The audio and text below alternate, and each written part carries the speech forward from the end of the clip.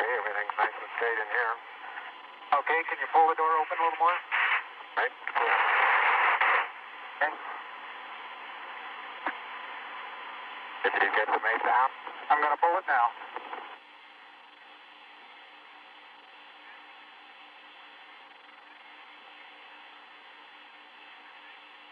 Houston, the Mesa came down. All right. Houston, roger. We copy, and we're standing by for your TEV.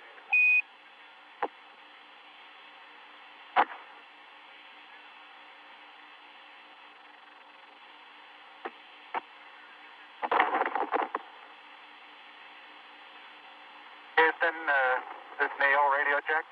Neil, this is Houston, loud and clear. Break, break. Buzz, this is Houston. Radio check and verify TV circuit breaker in. Roger, TV circuit breakers in. And base 5 clear. Roger. And we're getting a picture on the TV. TV.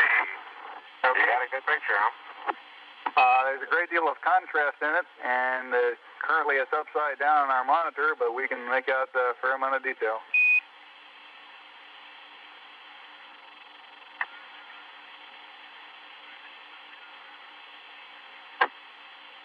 Okay, we can verify the position, the opening I ought to have on the camera.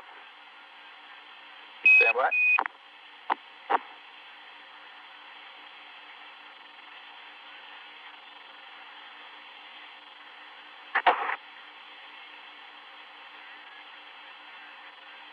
Okay, Neil, we can see you coming down the ladder now. Okay, Neil, we can see you coming.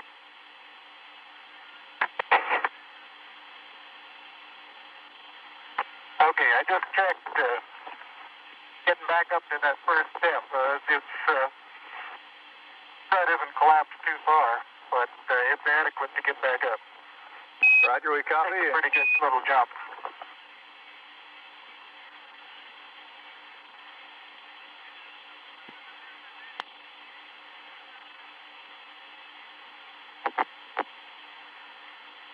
Buzz, this is Houston. F2, 1/160th second for shadow photography on the sequence camera. Okay. I'm at the foot of the ladder. The LEM footbeds are only depressed in the surface about 1 or 2 inches, although the surface appears to be very, very fine-grained as you get close to it. It's almost like a powder. Ground mass is very fine.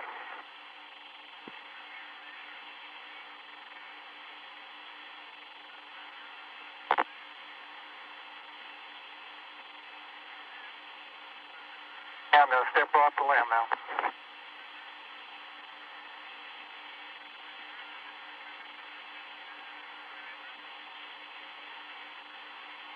That's one small step for man, one giant leap for mankind.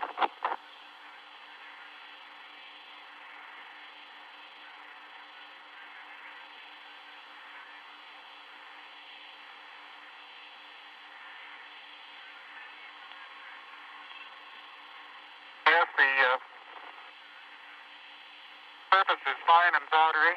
I can pick it up loosely with my toe. It does adhere in fine layers, like powdered charcoal, to the sole and sides of my boot. I only go in small fraction of an inch, maybe an eighth of an inch, but I can see the footprints of my boots and the treads in the fine sandy particles. Neil, this is Houston. We're copying.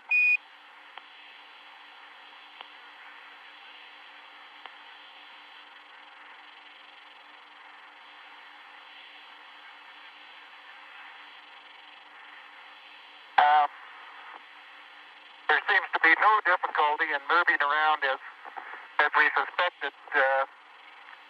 It's even perhaps easier than the simulations of 16G that we performed in various simulations on the ground. Absolutely no trouble to walk around.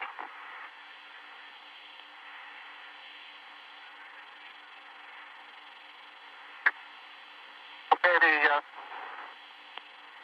descent engine did not leave a crater of any size. It has about 1 foot clearance on the ground. We're essentially on a very level place here. I can see some evidence of rays emanating from the descent engine, but very insignificant amount.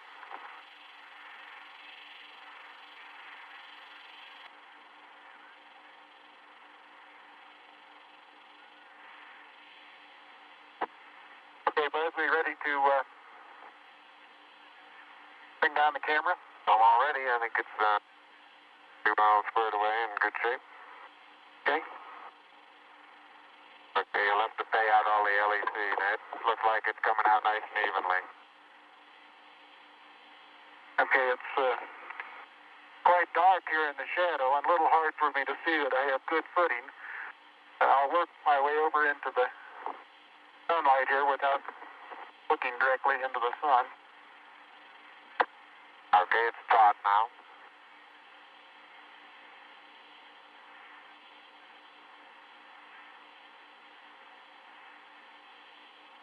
Unofficial time on the first step, 109.2420.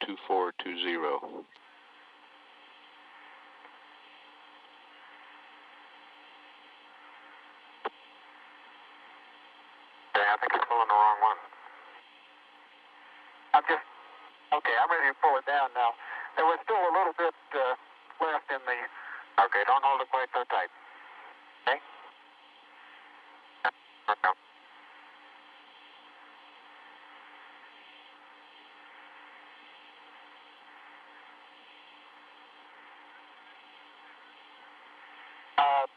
Looking up at the limb, I'm standing directly in the shadow now, looking up at Buzz in the windows. And I can see everything quite clearly. The light is sufficiently bright, backlighted into the front of the limb, that everything is very clearly visible.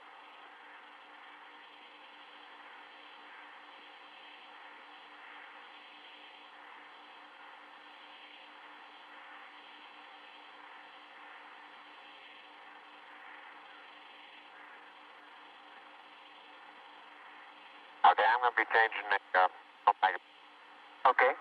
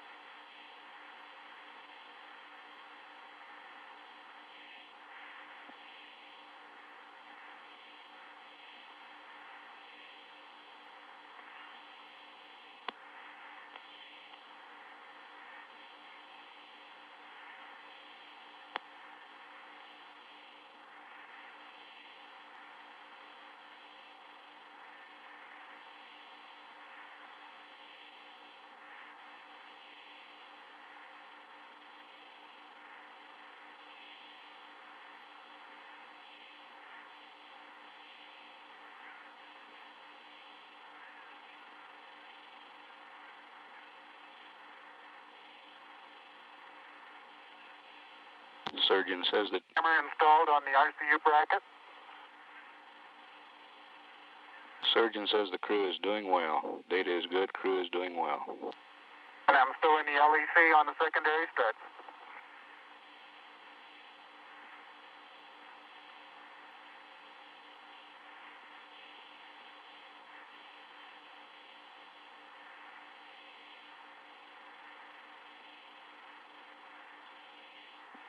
I'll step out and take some of my first pictures here.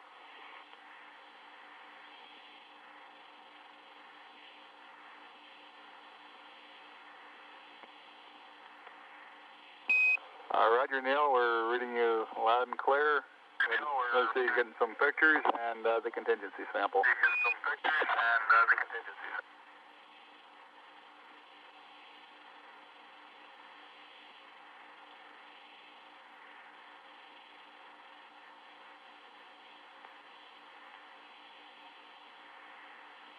$35 and a half minutes of PLSS time expended now.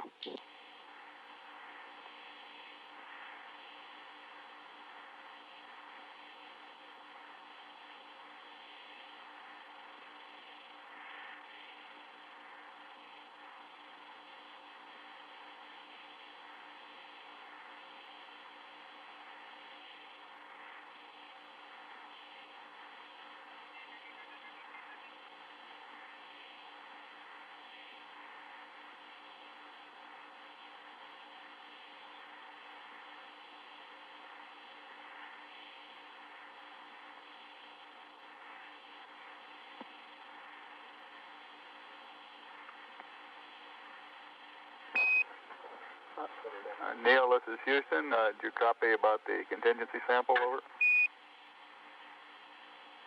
All right, you're going to get to that just as soon as I finish these picture series.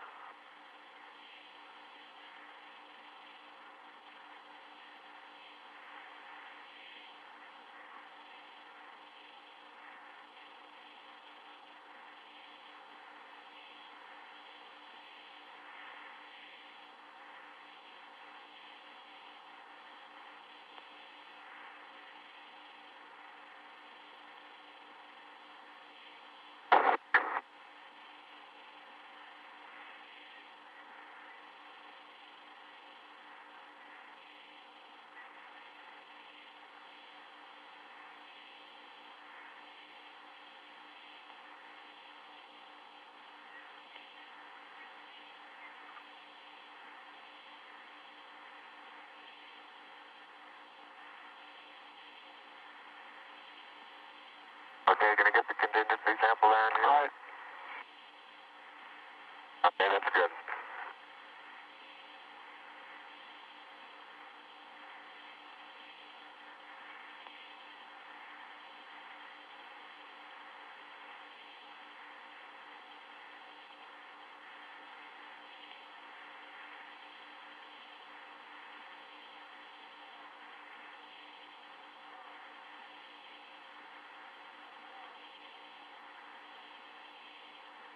Okay, the contingency sample is down and it's up sample. Like it's a little difficult to dig through the initial crust. Very interesting. It's a very soft surface, but here and there where I plug with the contingency sample collector, I run into very hard surface, but it appears to be very cohesive material of the same sort. I'll try to get a rock in here. A couple.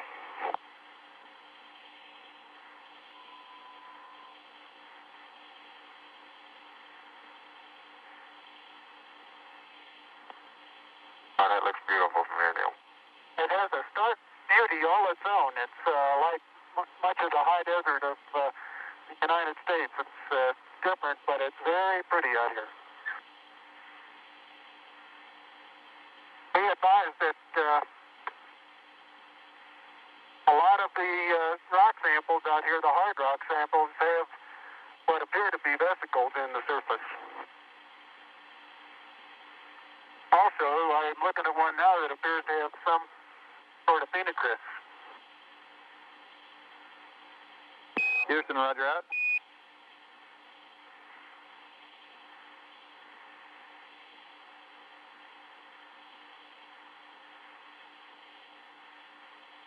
Okay, the handle is off the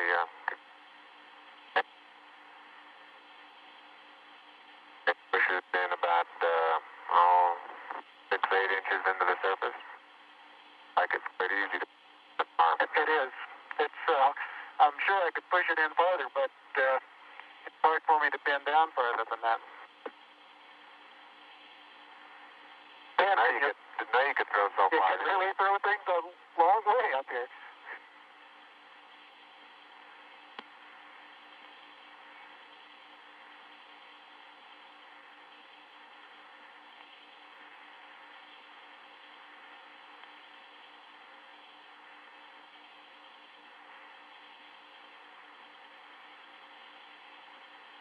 My pocket open, bud? Yes, it is. It's not up against your suit, though. Hit it back once more. More toward the inside. Okay, that's good.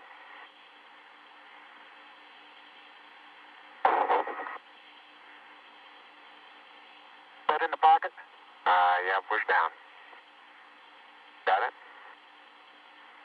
No, it's not all the way in. Push it. There you go.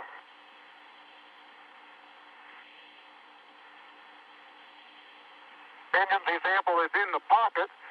My oxygen is 81%. I have no flags, and I'm in minimum flow.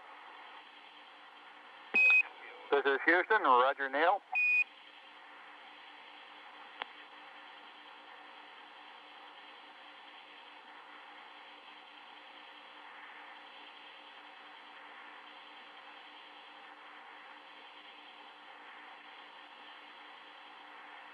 Okay, I got the camera going at 1 frame a second.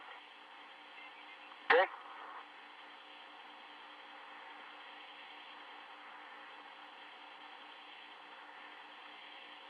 And I've got 80%, no flags. Good.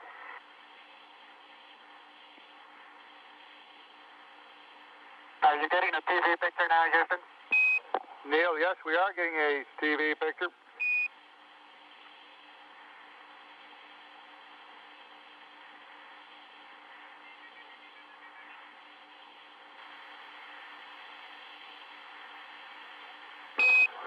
Neil, this is Houston. We're getting a picture. You're not in at the present time. We can see the bag on the LEC being moved by Buzz, though. Here you come into our field of view. Oh, first let me move that over the edge for you. Okay, you ready for me to come out? Yeah, just stand by a second. I'll move this over the handrail.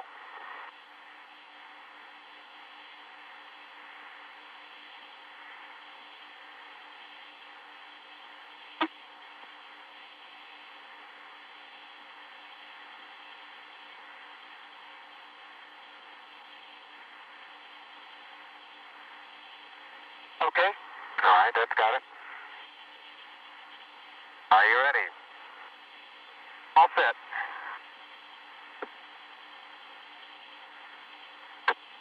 Okay, you saw what difficulties I was having. I'll try to watch your bliss from underneath here.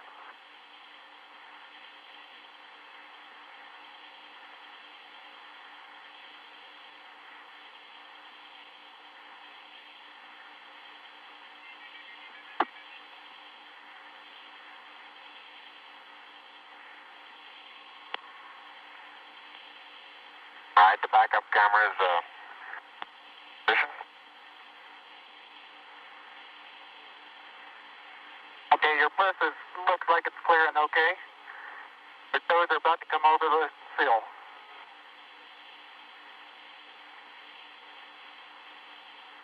Okay, now drop your bliss down. There you go, you're clear.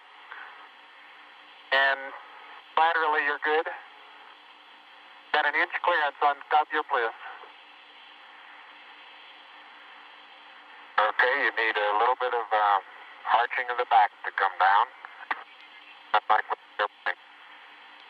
How far are my feet from the Okay, you're right at the edge of the porch. Okay. Back in from...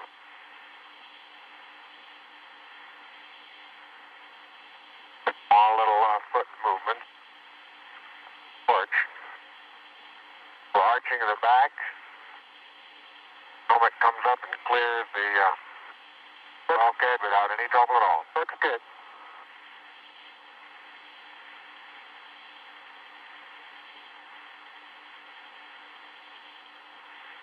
45 minutes PLSS time expended.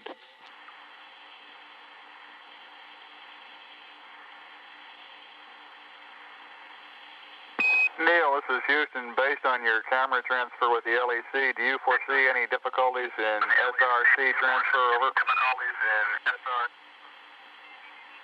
Negative.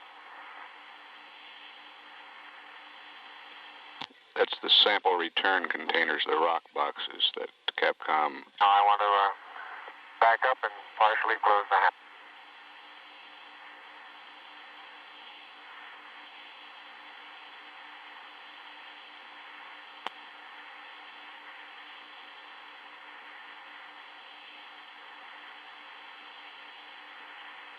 Making sure not to lock it on my way out. Particularly good thought. That's our home for the next couple hours. We want to take good care of it. Okay, I'm on the top step and I can look down over the RCU and landing gear pad. It's a very simple matter to hop down from one step to the next. Yes, I found it to be very comfortable, and walking is also very comfortable.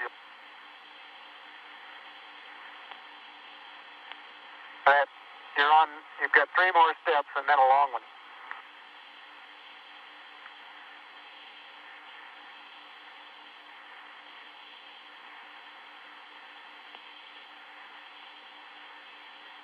Okay, I'm going to leave that 1 foot up there and both hands down about the 4th rung up. There you go. Okay, now I think I'll do the same.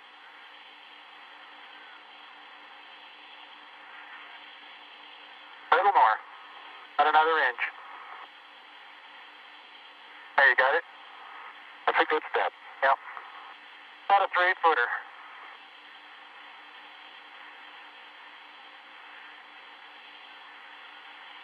Beautiful view. Isn't that something? Magnificent sight out here. Magnificent desolation.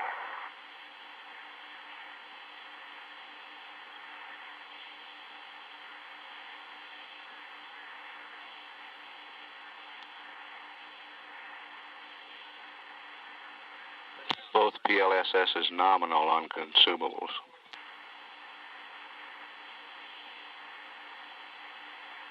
Looks like the secondary strut. Got little thermal effects on it right here, Neil. Yeah, I noticed that. Seems to be the worst, although similar effects are on all around. Very, very fine powder, isn't it? Isn't it fine? Right in this area, I don't think there's much of any, but fine powder. Some clouds together, and it's hard to tell whether it's a clod or a rock. You can pick it out. Yeah, and it bounces and then.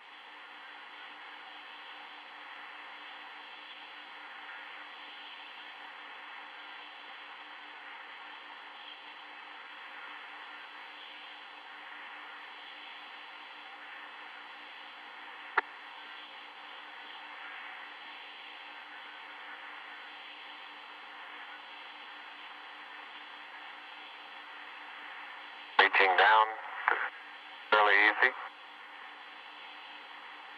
Got my suit 30 at this stage.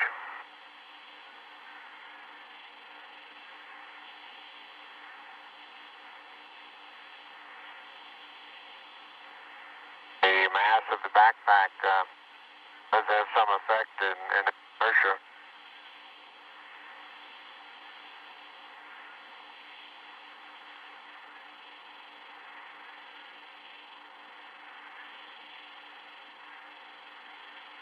There's a slight tendency I can see now to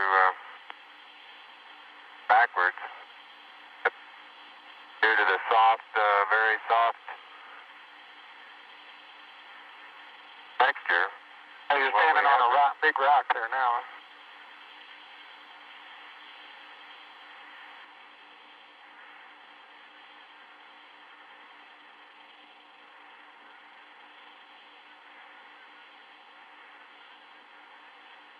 sure didn't. No, it didn't. Absolute no crater there at all from the engine. No.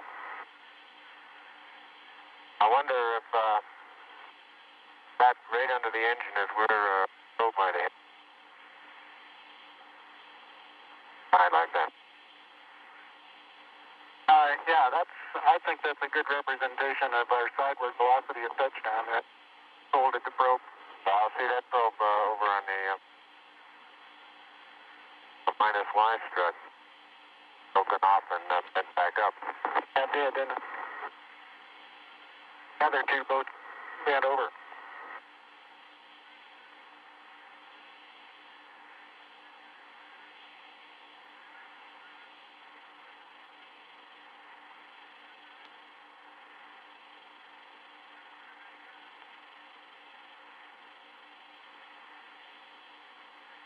Can't say too much for the visibility right here without the visor up.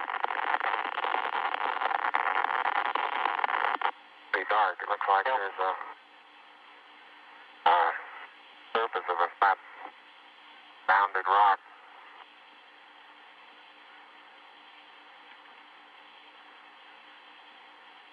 And incidentally, these rocks, very powdery surface.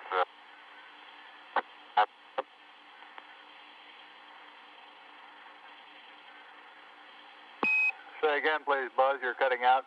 And here's some... I say that the rocks are rather slippery. Roger.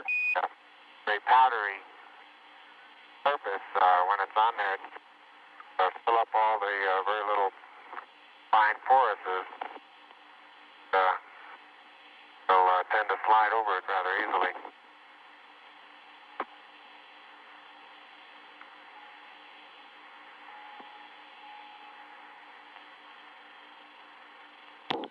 Neil Armstrong getting ready to move the TV camera now out to its panorama position.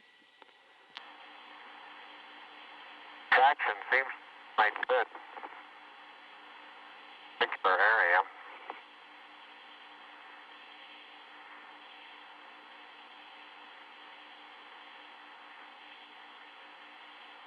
Start to lose my balance in one direction, and recovery is quite natural and very easy.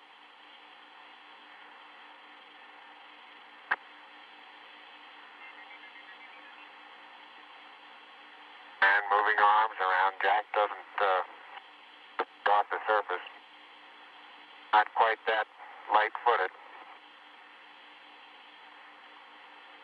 And I have the insulation off the Mesa now. The Mesa seems to be in good shape. You have to be careful that you're leaning in the direction you want to go, otherwise you slightly inebriate. So if you have to cross your foot over to stay underneath where your center of mass is.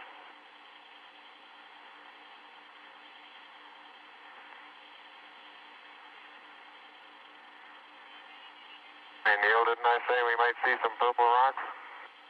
Find a purple rock? Yep.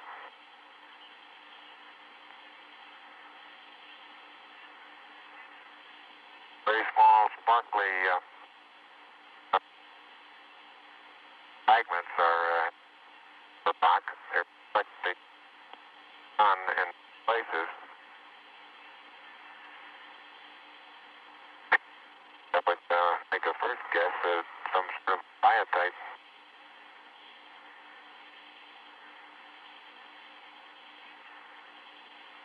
We'll leave that to the further analysis. But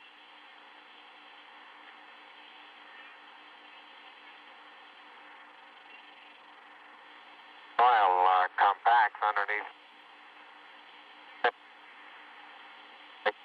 Completely no. You don't sink down more than a quarter of an inch.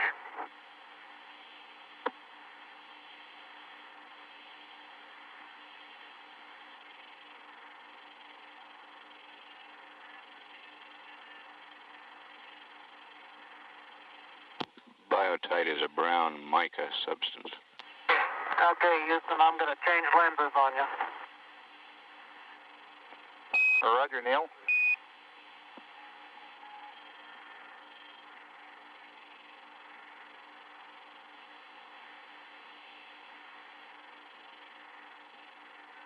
Life support consumables still looking good.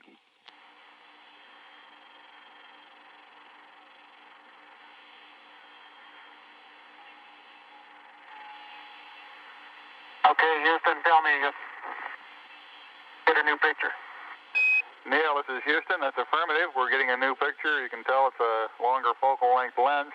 And for your information, all LEM systems are go. Over. For your information, all LEM.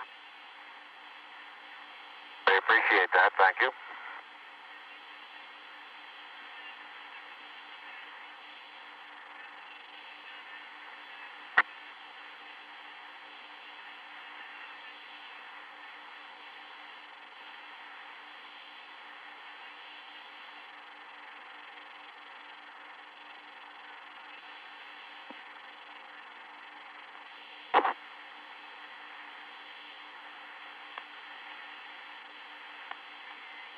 Neil is now unveiling the plaque that is.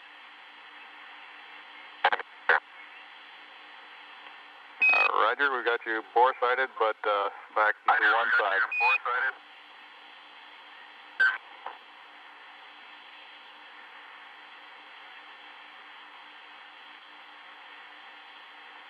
For those who haven't read the plaque, we'll read the plaque that's on the front landing gear of this LEM. There's two hemispheres, one showing each of the two hemispheres of Earth. Underneath it says, "Dear men from the planet Earth, first set foot upon the moon, July 1969 AD. We came in peace for all mankind."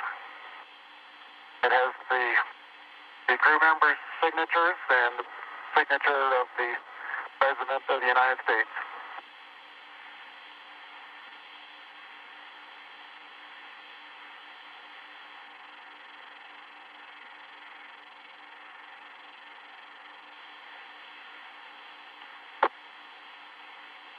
Ready for the camera? I'll get it. No, you're taking the TV on now. Watch the LEC there.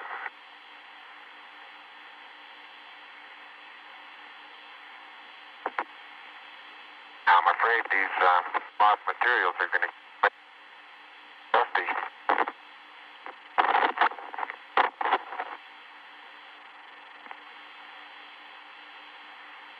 Yeah, surface material, powdery. I don't know how good your lens is, but if you can touches, that's gloves.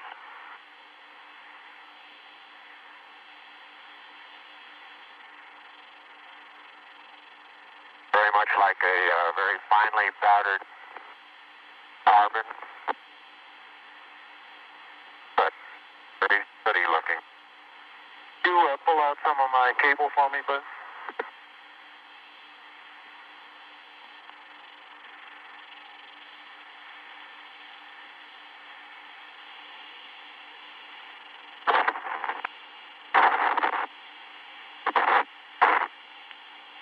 Houston, how close are you able to get things in focus?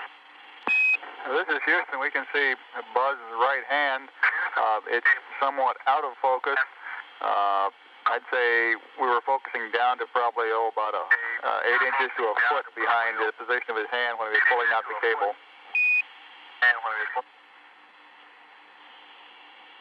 Okay, how's the temperature looking there?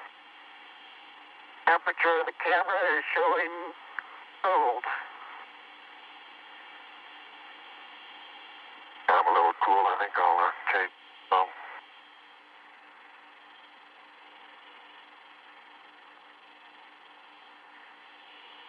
I'm on intermediate now, Houston, and I show 3.78. No flags, 74. Houston, roger out. And we'll probably need a little Back location. Television camera.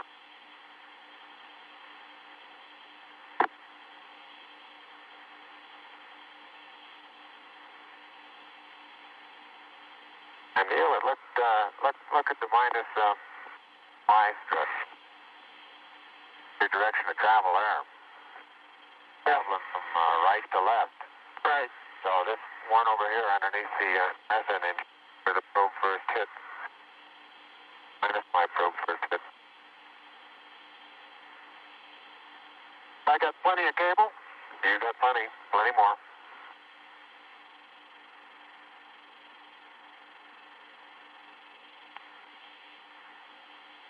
Okay, I think I got the end of it.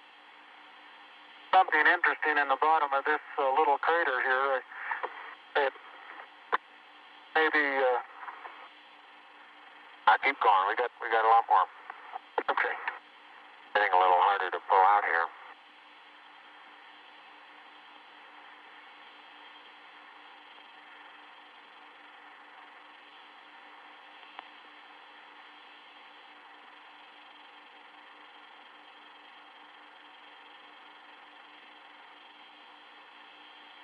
If you stand on the ladder facing forward, the minus Y strut is the landing gear to your left. Say I am, Buzz.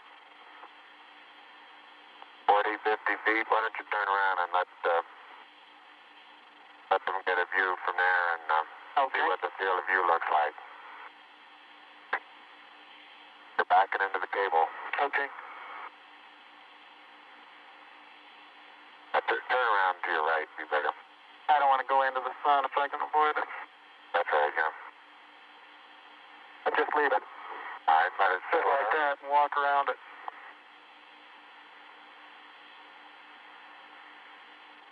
Houston, how's that field of view going to be?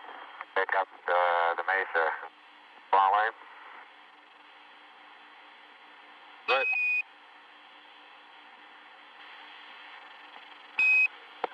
Neil, this is Houston. The field of view is okay. We'd like you to aim it a little bit more to the right, over. Okay. Okay, that's all the cable we have. All the way out. I'll start working on the shoulder. A little bit too much to the right. Can you bring it back left about 4 or 5 degrees?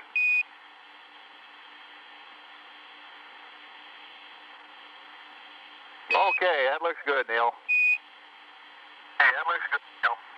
Okay, now, think I ought to be farther away or closer? Can't get too much further away. Let's try it like that for a while. I'll get a couple panoramas with it here. Roger, you look okay as far as distance goes, Neil, and we'll line you up again when you finish the panorama. You're going too fast on the panorama sweep. You're going to have to stop for... I haven't stopped. I haven't set it down yet. That's the first picture in the panorama. Right there. Roger.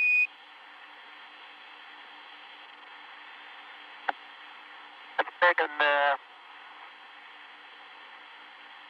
just about northeast. Tell me if you got a picture, Houston. Well, we've got a beautiful picture, Neil. Okay, I'm going to move it.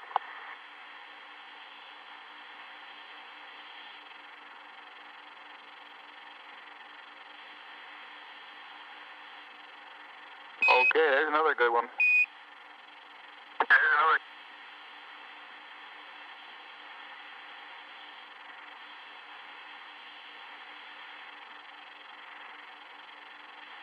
Okay, we got that one.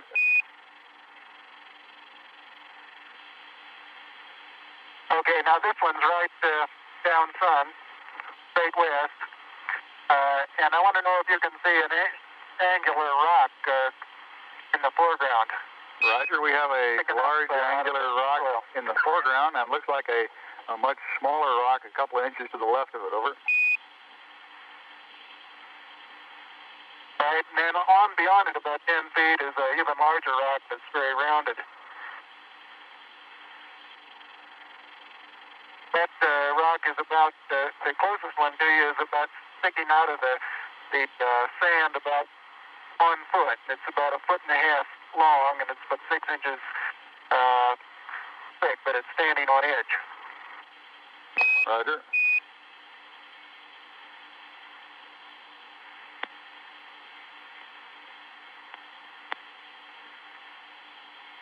Okay, Neil, I've got the table out. The bag deployed. We got this view, Neil.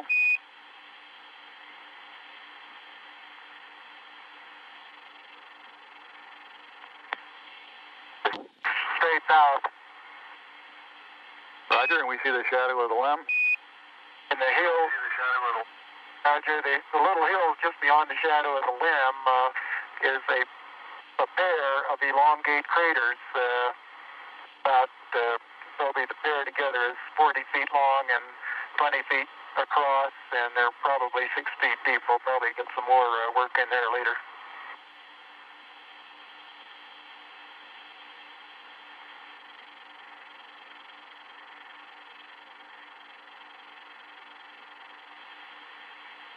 Roger, and we see Buzz going about his work. How's that for a final? For a final orientation, we'd like it to come left about 5 degrees, over.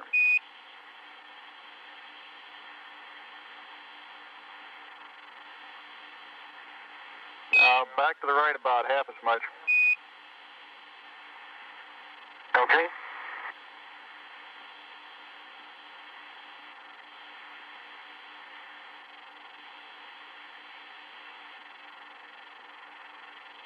Okay, that looks good there, Neil.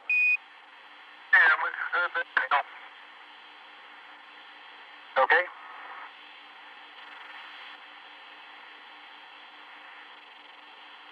One hour, 7 minutes time expended.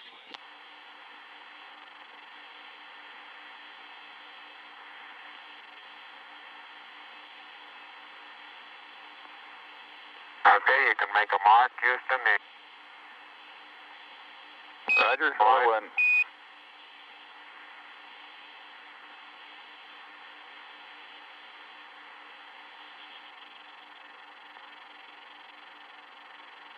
And incidentally, you can use the shadow that the staff makes to assist you in getting it perpendicular.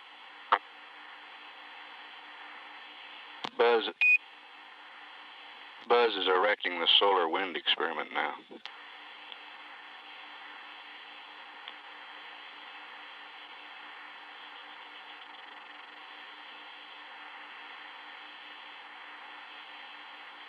Some of these small depressions big soft, and you tend to think, oh, maybe 2 or 3 inches. I can suggest exactly what the layer pictures showed when they pushed away a little bit. You can see force transmitted through the upper surface of the soil, and about 5 or 6 inches away, it breaks loose and moves as if it were caked on the surface, when in fact it really isn't. I noticed in the soft spots where we have footprints nearly an inch deep that the soil is very cohesive, and it will retain a slope of probably 70 degrees along the side of the footprint.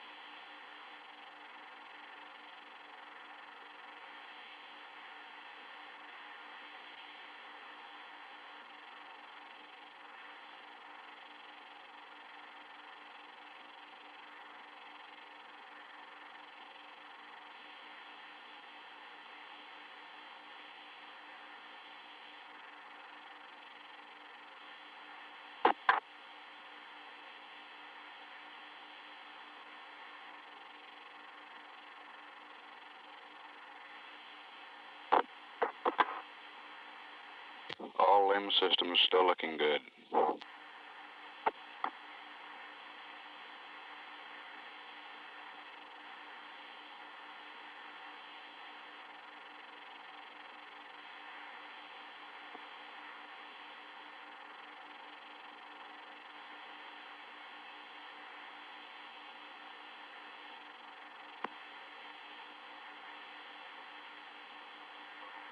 Okay.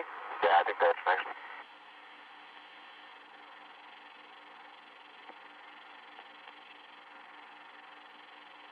Dead end, come on.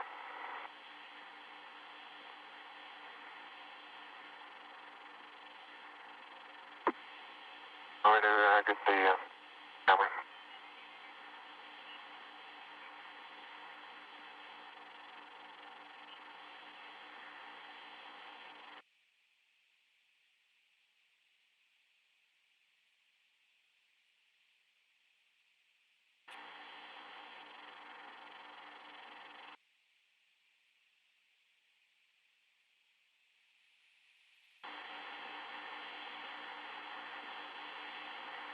Head up to the rocker.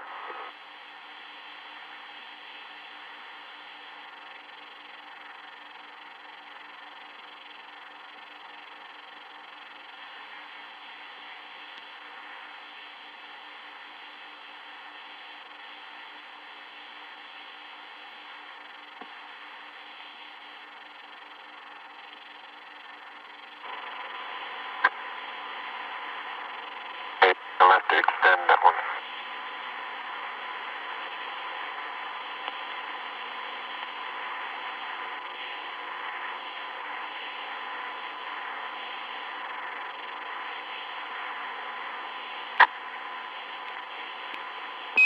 Columbia, Columbia, this is Houston, AOS, over. Houston, AOS, over.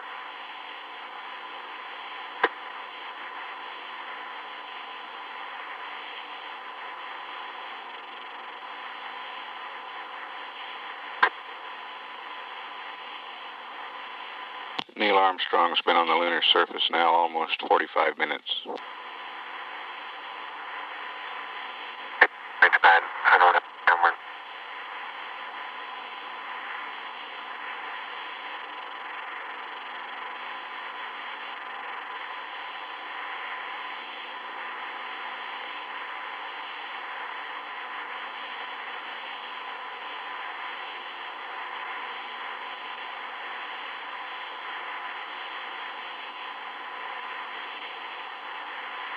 Houston, Columbia on the high gain, over. Columbia, this is Houston, reading you loud and clear, over. Yeah, this is Houston reading. Yeah, radio loud and clear. How's it going? Roger, the EVA is progressing beautifully. I believe they're setting up the flag now. Great. I guess you're about the only person around that doesn't have TV coverage of the scene. That's all right. I don't mind a bit.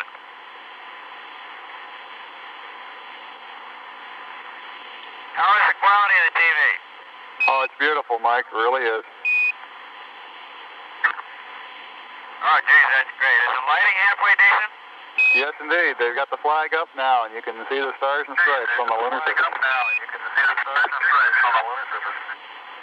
Beautiful, just beautiful.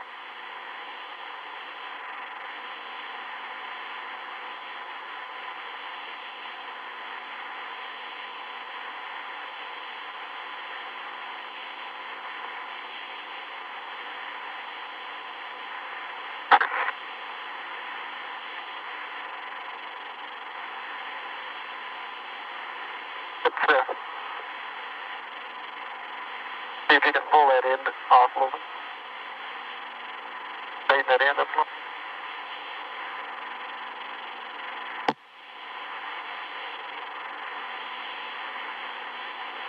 It won't go out.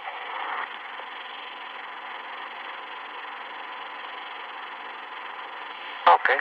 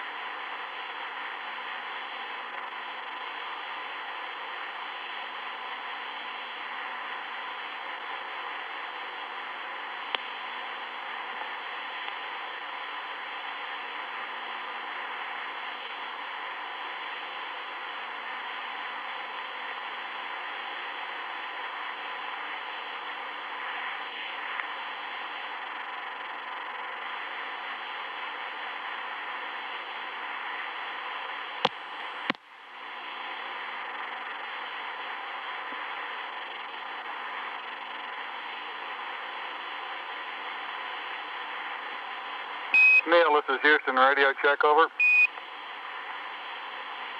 All right, you're Houston, loud and clear. Roger out. Loud and clear, Houston. Roger, Buzz.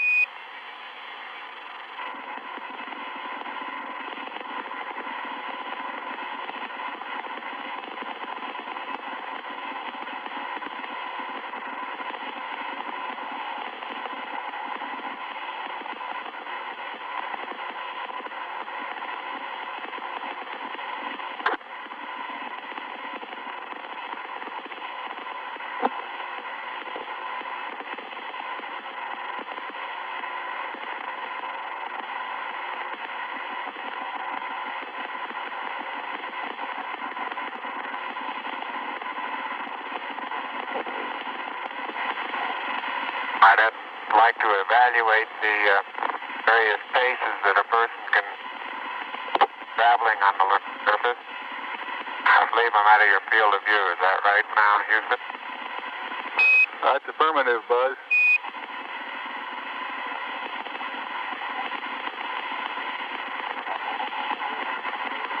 You're in our field of view now. You do have to be. All right, you do have to be rather careful to keep track of where your center of mass is.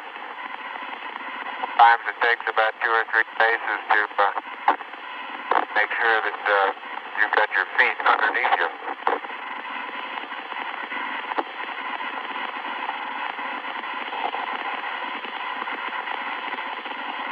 And about 2 or 3 or maybe 4 easy paces can bring you to a fairly smooth stop.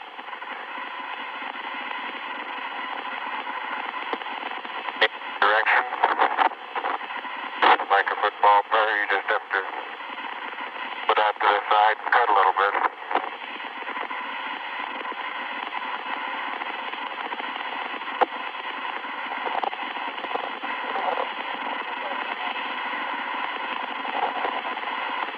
So-called kangaroo hop does work, but it seems though your forward stability is not quite as good as it is in the conventional, more conventional one foot after another.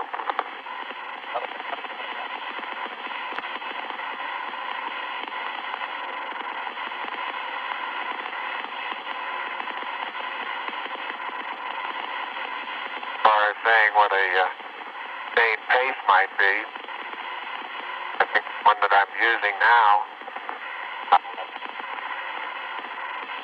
would get rather tiring after several hundred. But this may be a function of the suit as well as lack of gravity force here.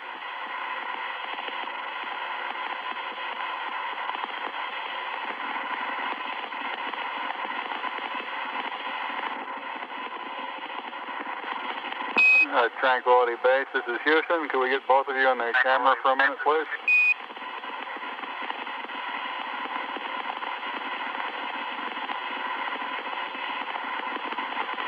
Say again, Houston. Roger, we'd like to get both of you on the field of view of the camera for a minute.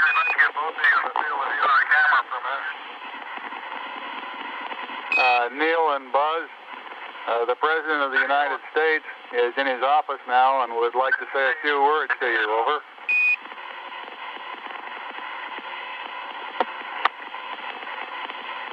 That would be an honor. Go ahead, Mr. President. This is Houston out.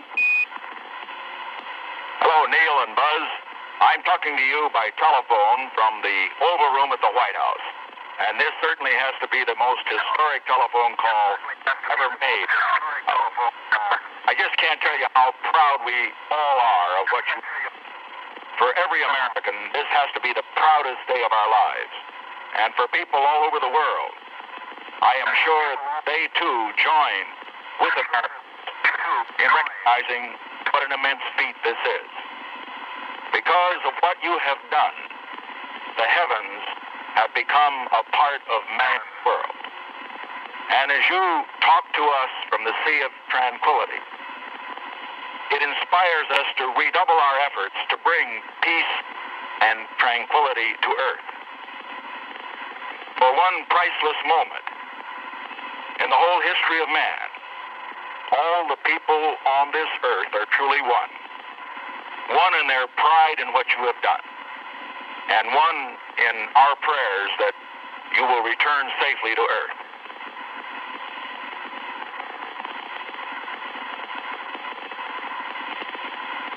Thank you, Mr. President. It's a great honor and privilege for us to be here representing not only the United States, but men of peace of all nations, and with interest and a curiosity and with the vision for the future. Honor for us to be able to participate here today. And thank you very much, and I look forward, all of us look forward to seeing you on the Hornet on Thursday. Look forward to that very much, sir.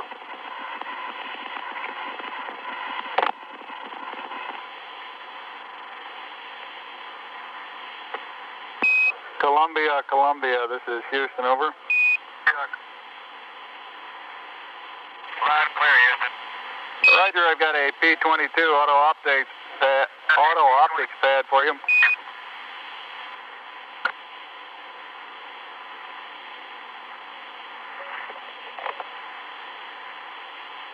Roger, go ahead.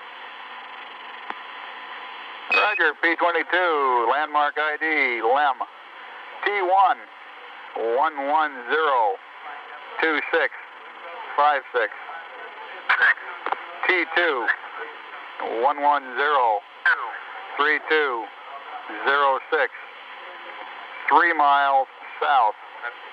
Time of closest approach 1103340. Shaft 353.855. Trunnion 46.495. Roll 0. Pitch 250. Yaw 0. Over.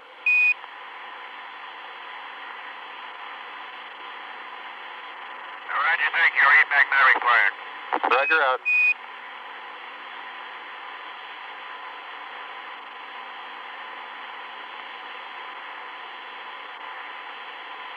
Houston, it's very interesting to note that when I kick my foot this trail with no atmosphere here in this cavity, they seem to leave, and most of them have about the same angle of departure and velocity. Where I stand, the large portion of them will impact at a certain distance out. There are several certain percentage, of course, that will impact different regions out, but it's highly dependent upon initial trajectory upwards, determines where most of the priority of the particle comes down, like the terrain.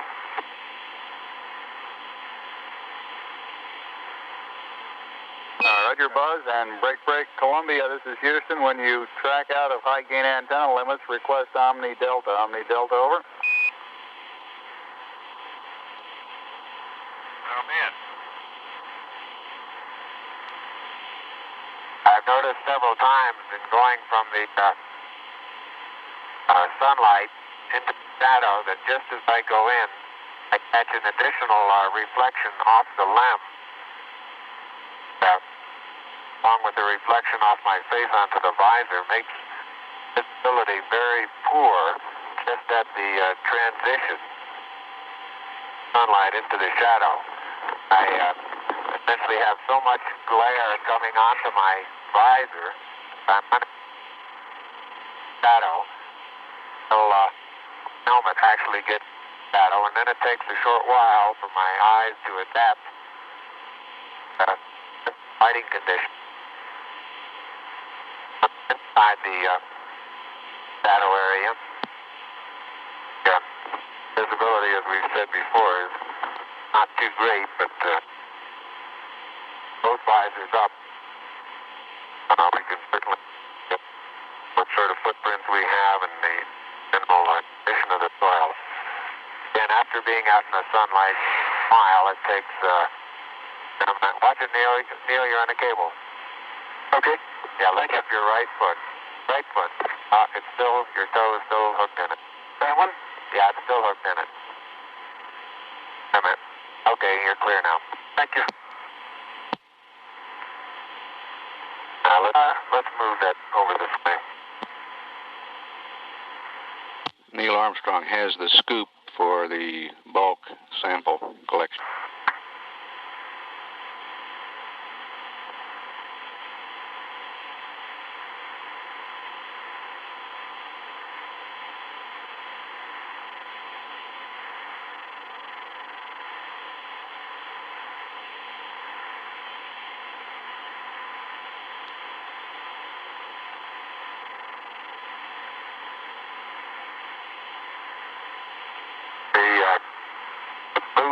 My boots have completely disappeared now into this small. Still don't know exactly what color to describe this other than grayish cocoa color. Seems to be covering most of the wider part of the boot. Color that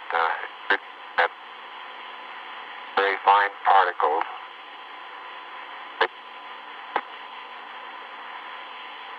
Buzz, this is Houston. You're cutting out on the end of your transmission. Can you speak a little more closely into your microphone, over?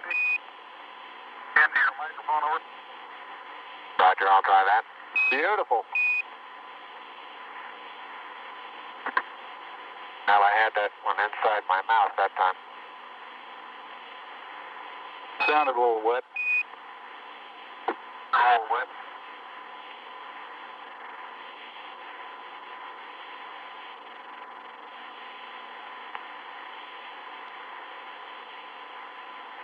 Neil's been on the surface an hour now.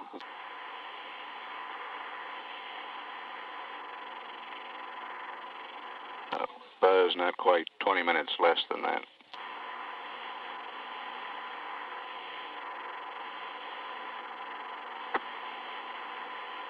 In general, time spent in the shadow doesn't seem to have any thermal effects. We still inside the suit.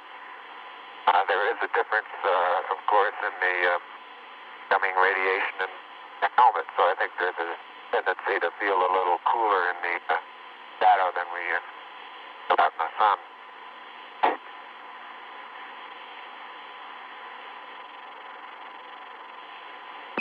Columbia, this is Houston, over. Columbia, this is Houston, over.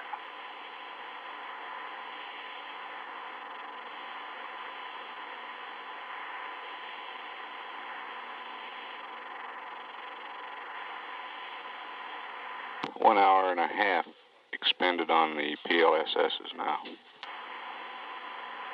Columbia, this is Houston, over.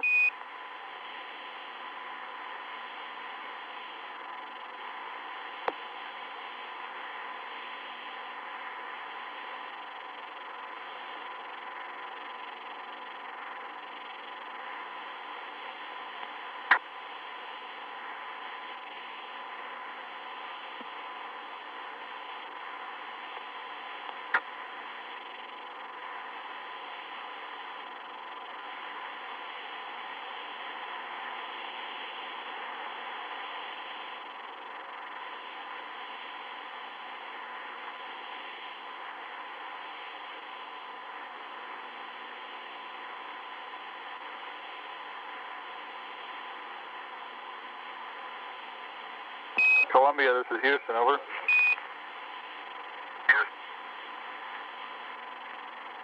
Houston, Columbia, Delta. Roger, you should have VHF ALS with the LEM right about now. VHF LOS will be at 40 minutes, 15 seconds, over. Thank you.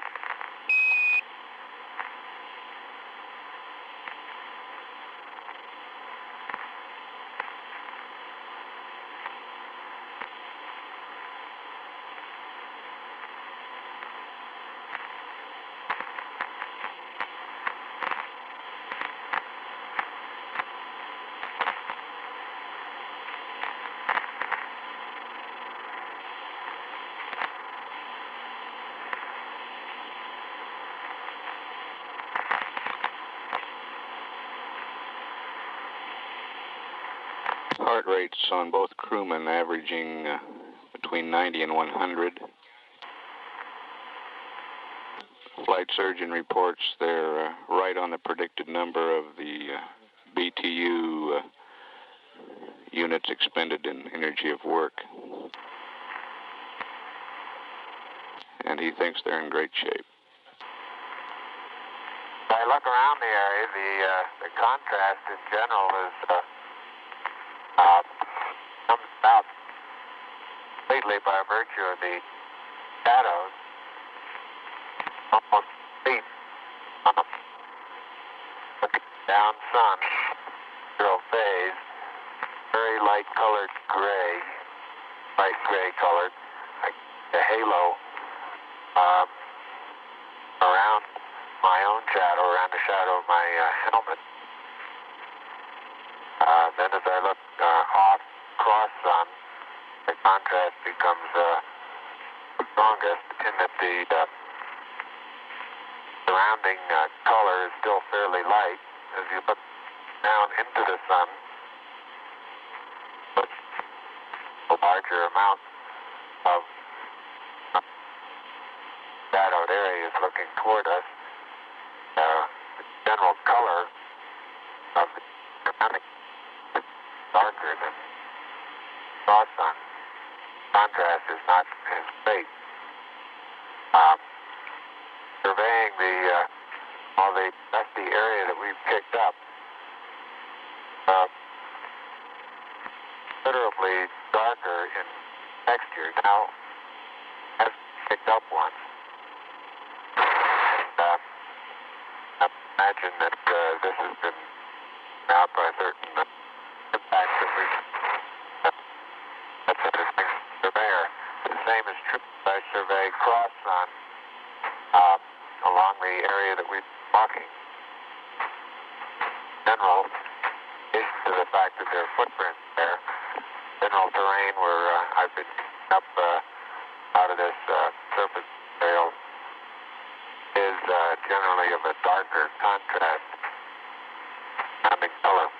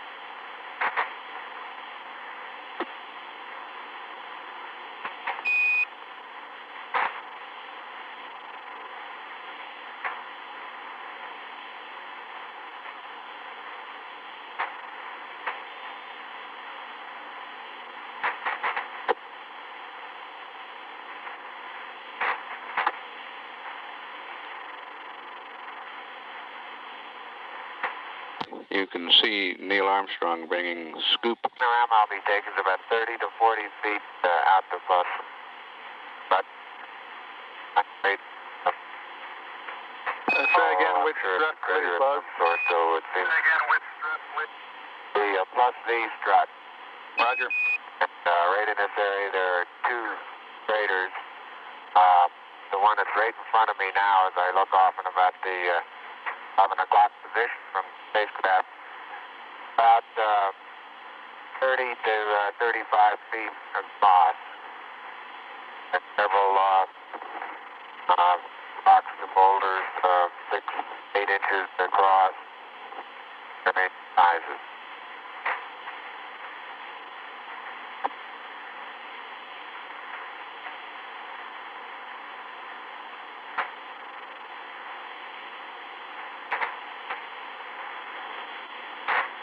Neil is filling the bulk sample bag attached to a scale. You can see him in the picture. Buzz is behind the limb at the minus Z strut.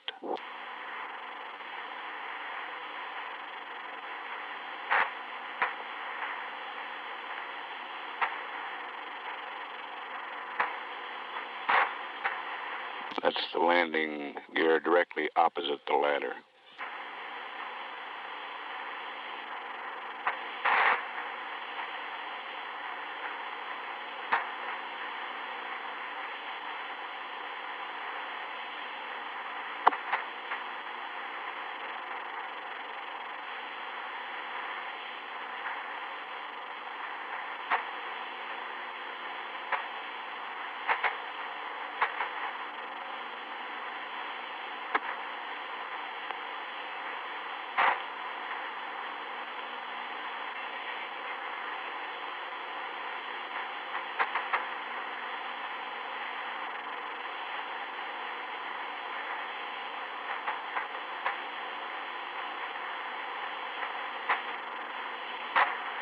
Neil's been on the surface about an hour and 10 minutes now.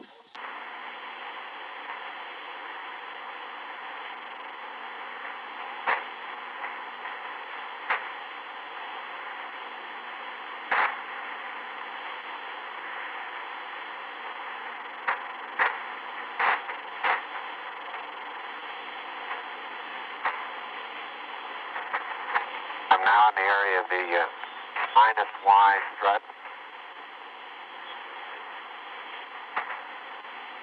Taking some second photograph.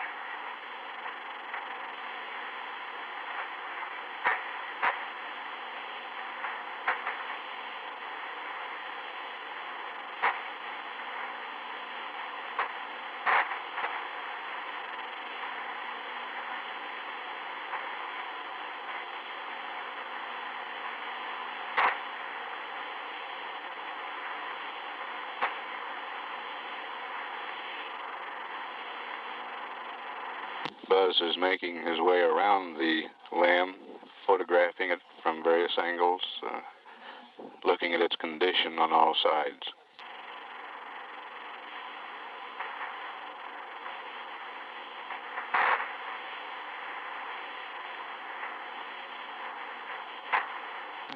Neil's still occupied with the bulk sample.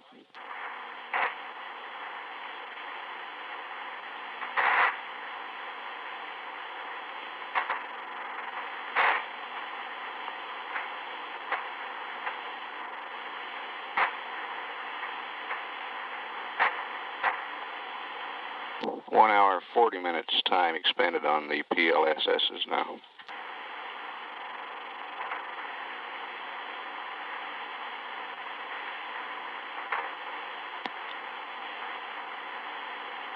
How's the bulk sample coming, Neil? Bulk sample is just being sealed.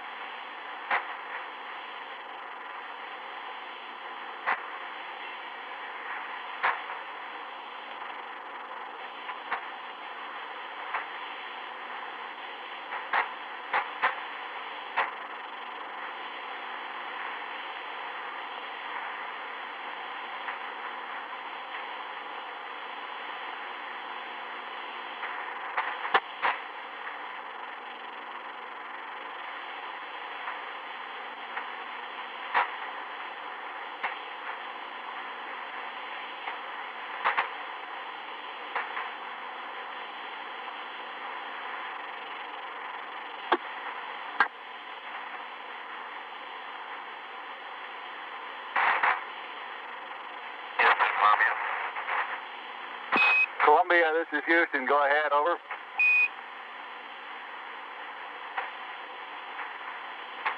Roger, no marks on the left that time. I did see a suspiciously small white object with coordinates burn.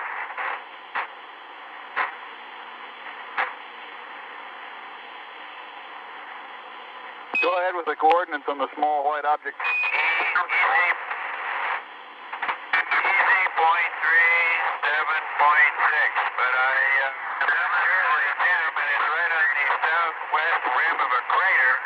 I think they would know it if they were in such a location. It looks like their lamp would be pitched up quite a degree. It's on the southwest wall of a smaller crater.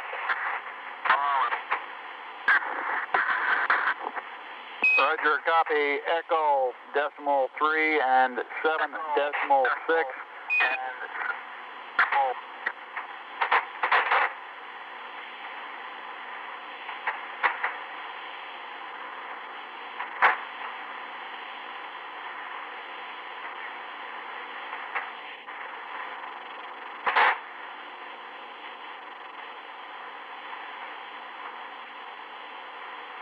And Columbia, this is Houston. While I'm talking to you, LOS will be at 111 19er 31. ALS 112 05 43. Over.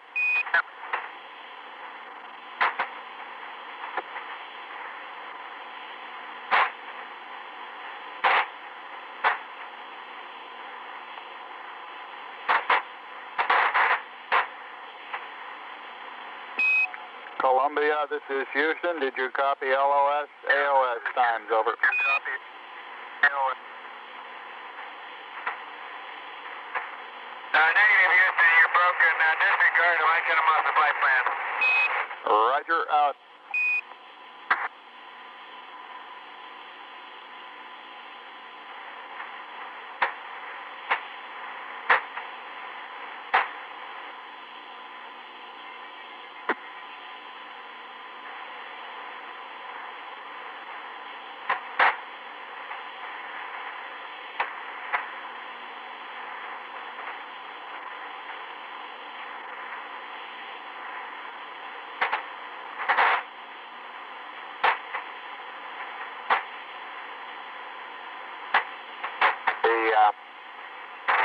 Frost deflector that's mounted on quad 1 seems to be a good bit more wrinkled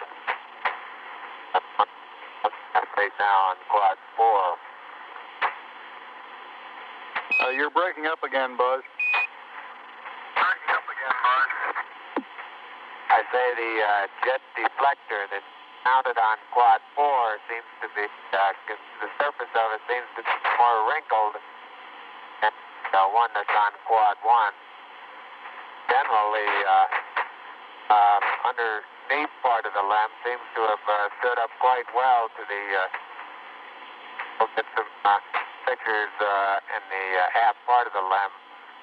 The sun illuminate the thermal effects much better than we could get them up here in the front. Roger, out. I want to get some particular photographs of the bulk sample area, Neil.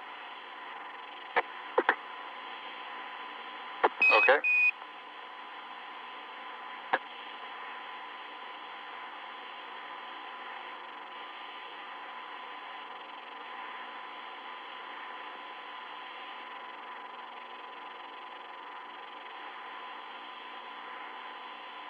And Houston, Buzz here. I'm showing 3.78 SI.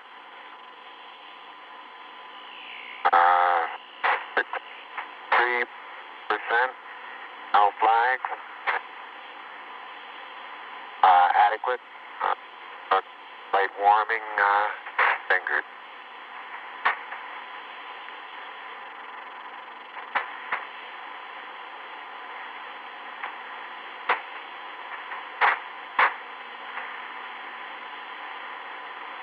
Roger, and Neil has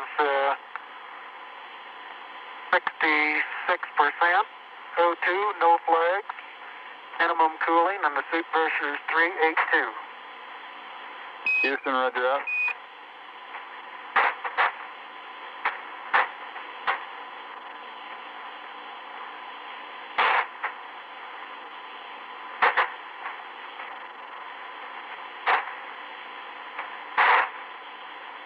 Neil has finished collecting and packing the bulk sample. Buzz, this is Houston. Have you removed the close-up camera from the Mesa yet? Over.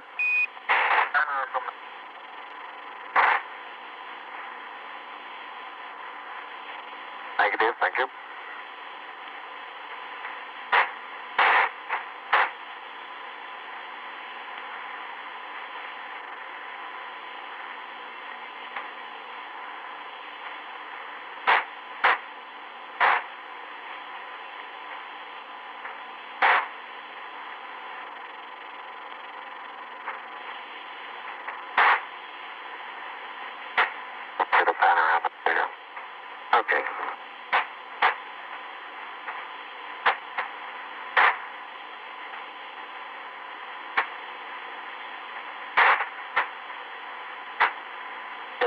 Got it.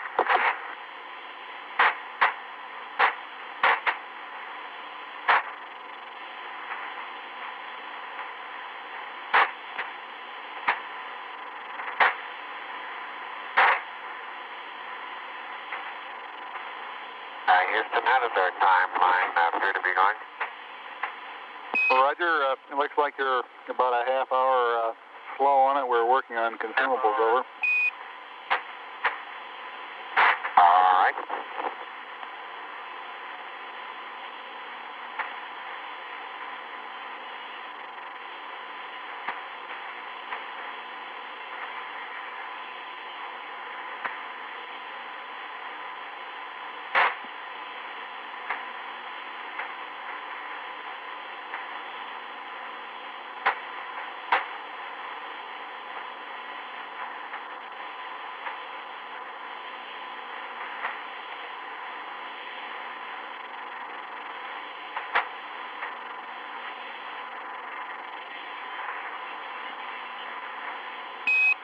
Neil and Buzz, this is Houston. To clarify my last, your consumables are in good shape at this time.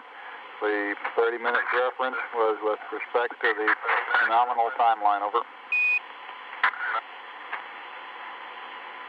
Roger, I understand that.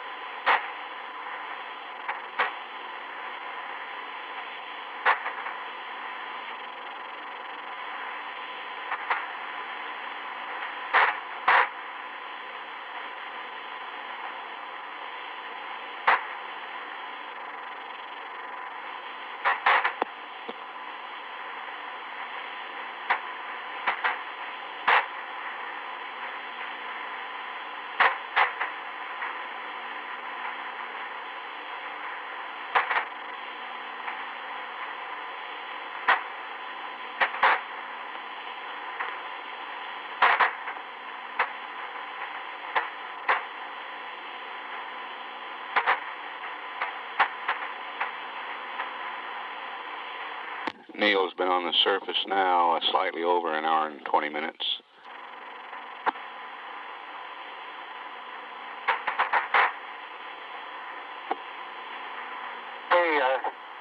Don't note any abnormalities in the limb. Quads seem to be in good shape. The primary and secondary struts are in good shape. Antennas are all in place. There's no evidence of problem underneath the limb due to either the engine exhaust or drainage of any kind.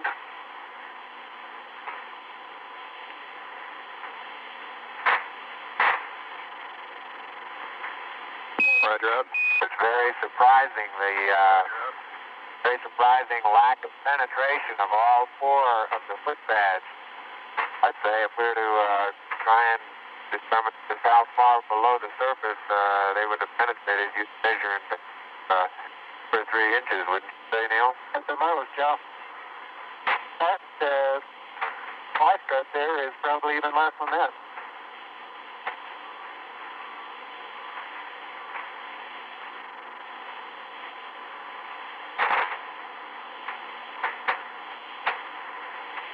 All right, great job.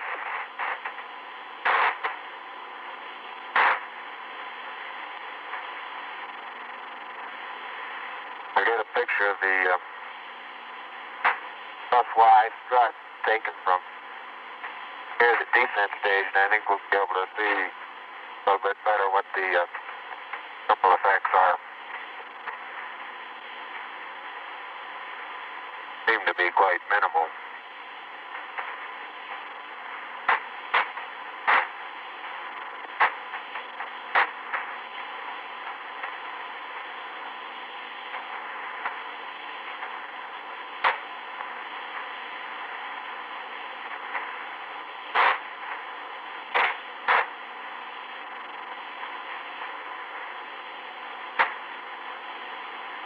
one picture taken the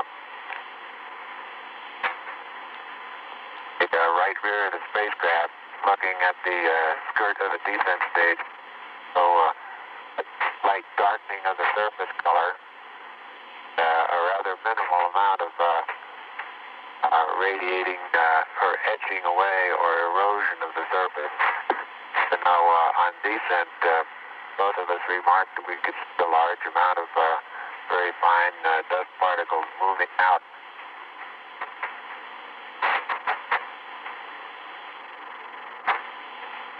It was reported beforehand that we would probably see an outgassing from the surface after actual engine shutdown, but I recall I was unable to verify that.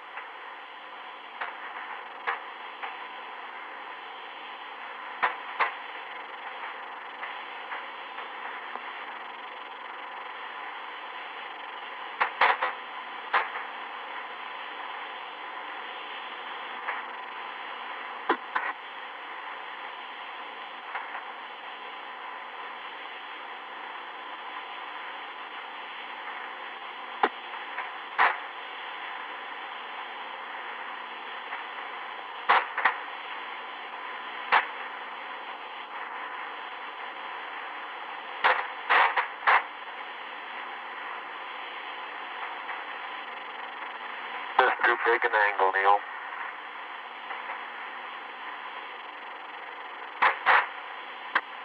Yep. I think you're right.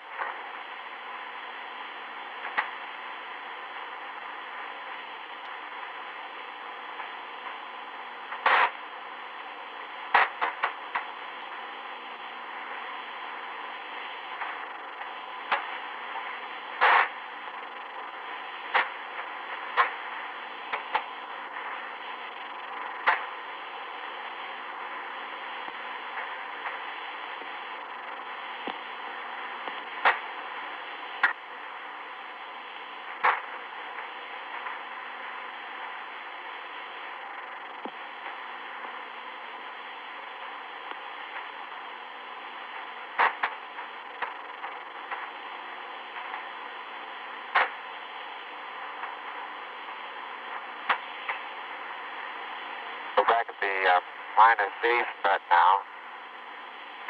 Stereo pair we're taking to the bed will take very little force of impact that we actually had.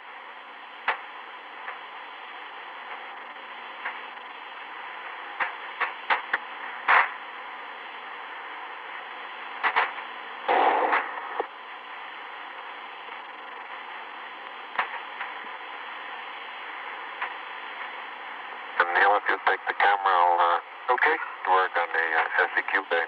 Right. Columbia, Columbia, this is Houston. I noticed that. Columbia, this is Houston.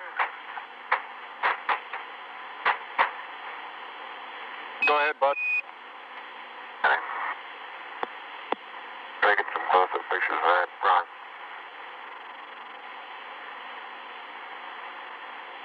I was saying that Houston stop and take a photograph of something and then want to start moving again sideways. Quite a tendency to start doing it with just gradual sideways hops because you start getting momentum. Roger.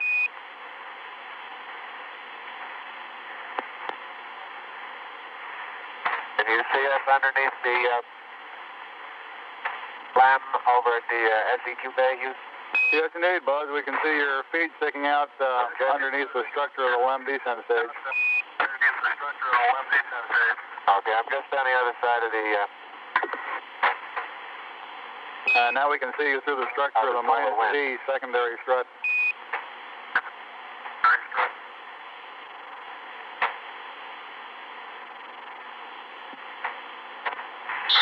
The SEQ bay We don't necessarily need an IV, but we're going to lose him scientific altogether. experiments to be left on the surface of the moon. The laser reflector. They're open, and it looks like they're going to stay up without any problem.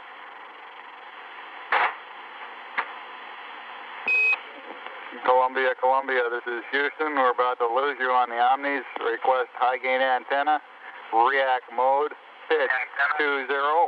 Yaw 135. Over. It's 175, flight. Gonna pick an area, Neil. Make that yaw 175. Columbia, yaw 175 on the high gain. Columbia's locked up on the high gain, Houston. Roger out.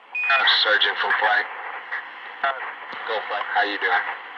Doing real fine. They're still working below the predicted curve now. EMU flight. Go ahead, flight. How you doing? We're getting an update here in a minute. I'll get it to you in a second. All right.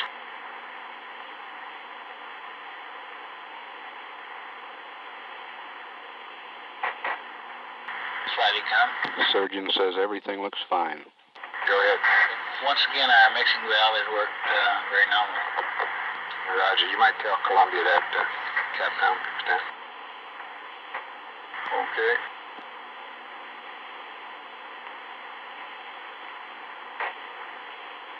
Yes. He can if he's watching it. He may not be watching it at the time.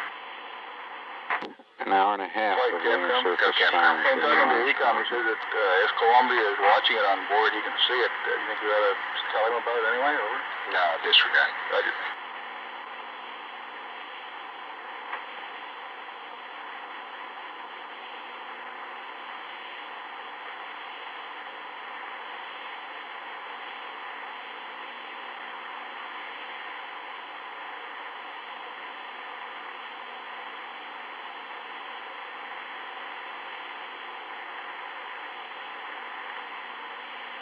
Houston, the passive seismometer has been deployed manually. Roger.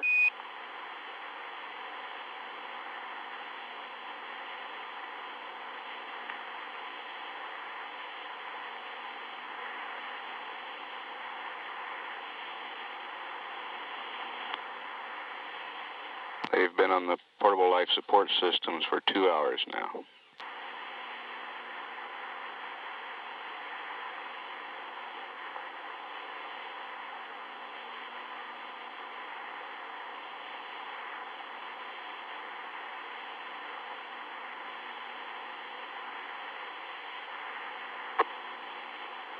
And the manual deployment of the LR cubed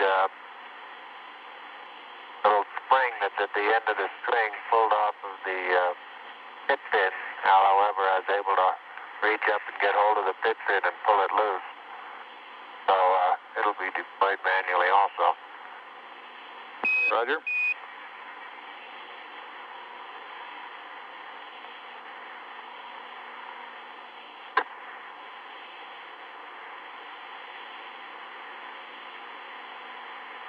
And the panorama is complete in the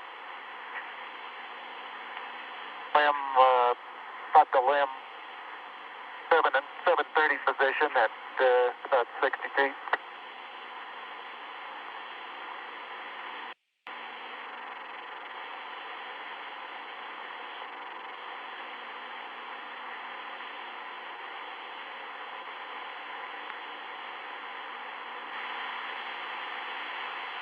That's Neil Armstrong to the left of the screen. By that. Doors are closed and locked.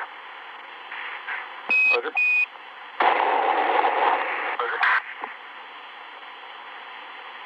Have you got us a good area picked out? Yeah, I think right out on that rise out there is probably as good as any. FBO, make guidance smoker down. Right over here. But probably stay on the high ground there and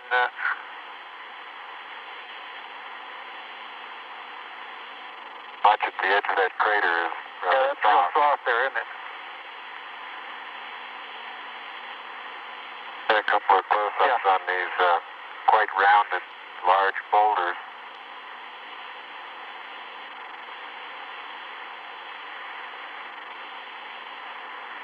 Buzz Aldrin coming into view on the right, carrying the two experiments.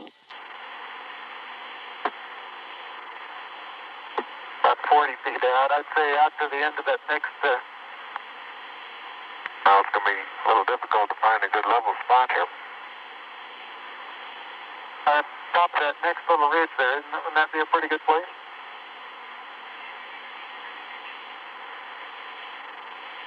Hey, how about I put the LR cube right about here? All right. And, I'm going to have to get on the other side of this rock here.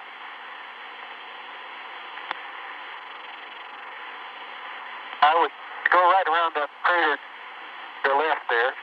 Isn't that a level spot there? I think this right here is just the level. Okay.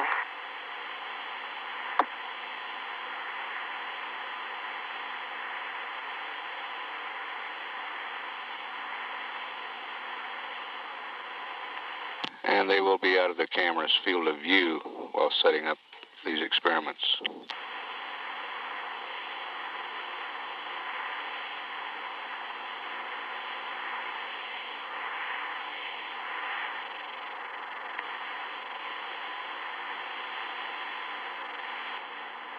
Boulders look like basalt, and they have probably 2% white minerals in them, white crystals.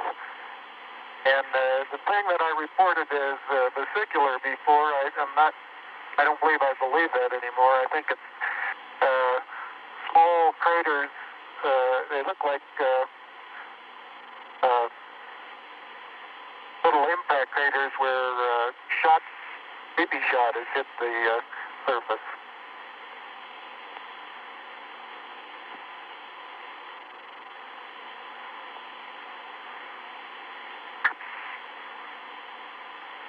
EMU flight.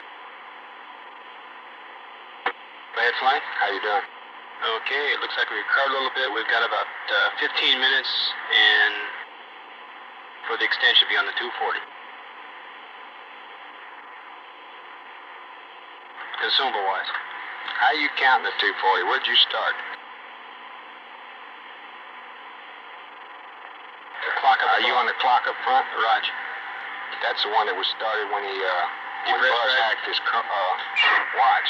Depressurize the cabin, Roger. We just keep slipping the activities back and projecting our profiles. And the current rate right now is around 15 minutes beyond 240. Okay, and you're going with that clock up there? That's front.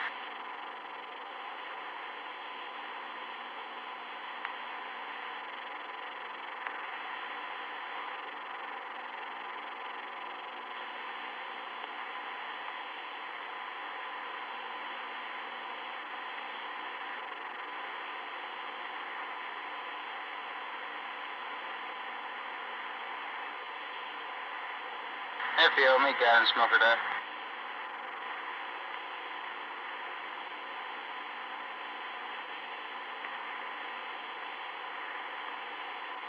Hi, Houston. I have the seismic experiment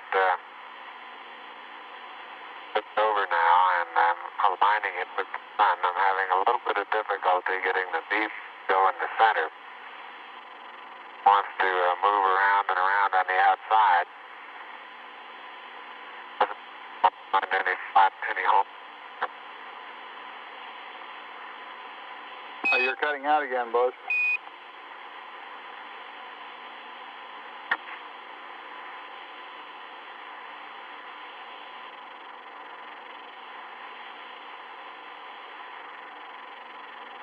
Roger, I say I'm not having too much success in leveling the PSE experiment. Flight experiments. The main thing is get the ball off the edge. Get what? Get the ball off the edge. It does not necessarily have to be centered if you can't center it. Get the ball off the edge.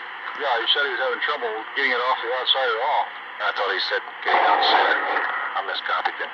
So it seemed to be going around the outside.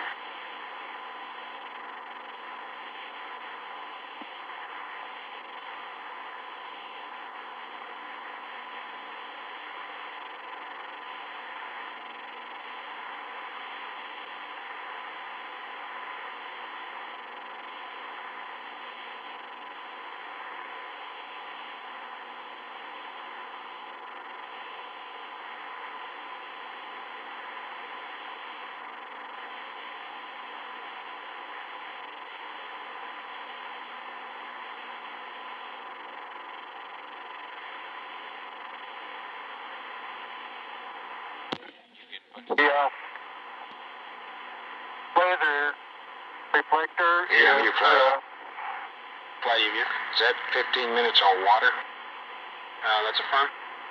installed, and the bubble level. That was based on the last update we had. We're still waiting to. Appears to be good. Roger. Neil, this is Houston. Roger out. Hey, you want to take a look at this BB, see what you make out of it?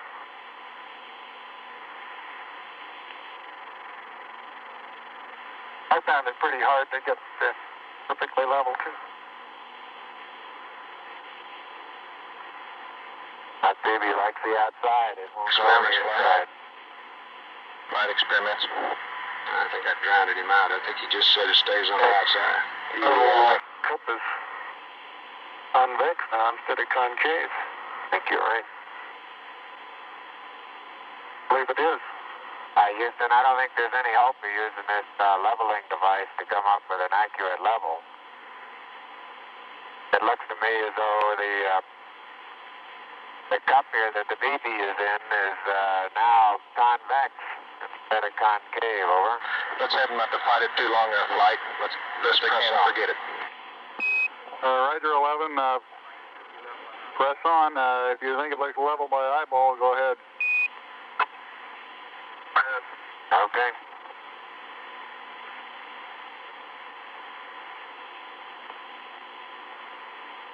Surgeon from flight. The bubble they're Flight, they discussing look okay to is you? on a leveling Here's device predicted. on the Okay. passive seismometer.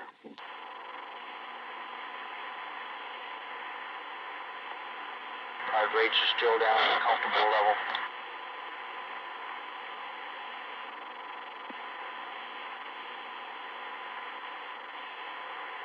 One going, huh? Okay, Capcom FAO flight, surgeon and EMU on the loop. Okay, it looks like we can stand about another 15 minutes based on water. Surgeon says they're doing okay. There you go. Seems to me we ought to tell them that we're good for an extra 15 minutes and we'll give Buzz a mark at -10 when to start in, okay? Buzz, do you agree?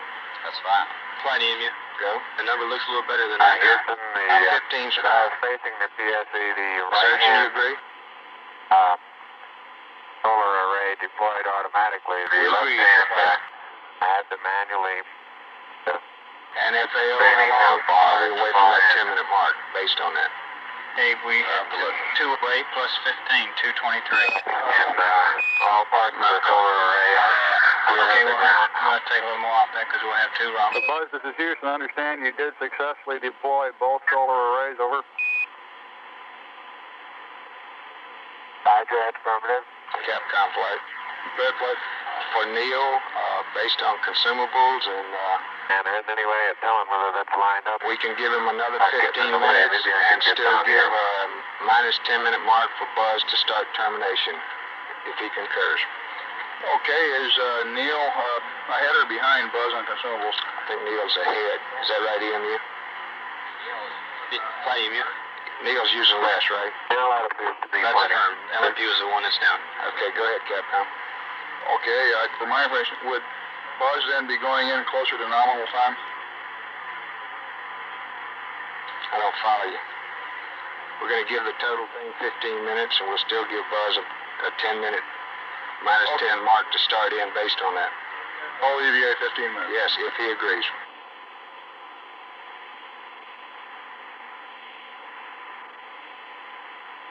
Neil, this is Houston, over. Houston, over. Hey, go ahead, Houston.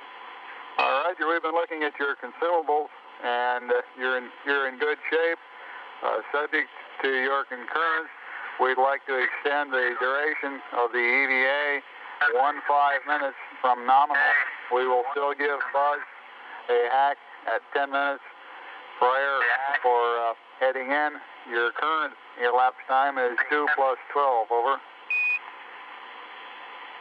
And that means Buzz would have to start back in at about Okay, that sounds fine.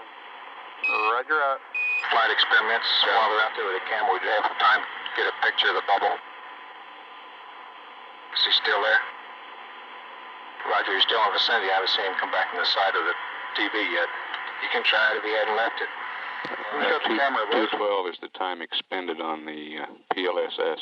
This is Houston. If you're still in the vicinity of the PSC, could you get a photograph of the ball level? Over. I'll do that, but Right, we'll get a photograph of that. Houston, what time would you estimate we could allow for the documented sample? Over. Stand by. FAO.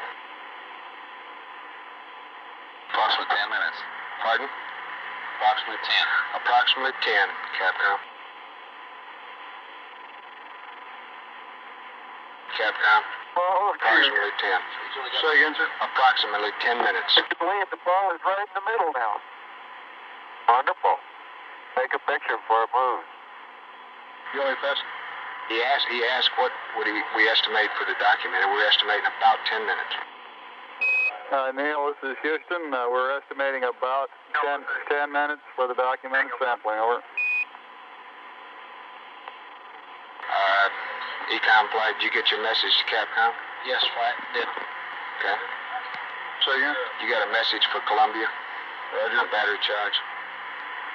Flight network, we have good ESEP data. Okay. Columbia, this is Houston. Over. Go ahead, Houston, Columbia. Roger, I'd like you to terminate charging battery Bravo at 111 plus 15. Over.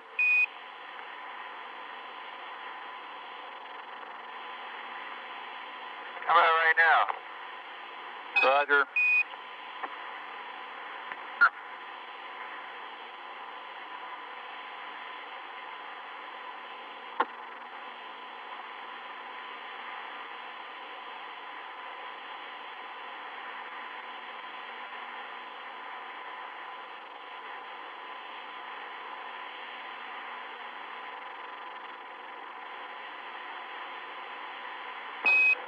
Buzz, this is Houston.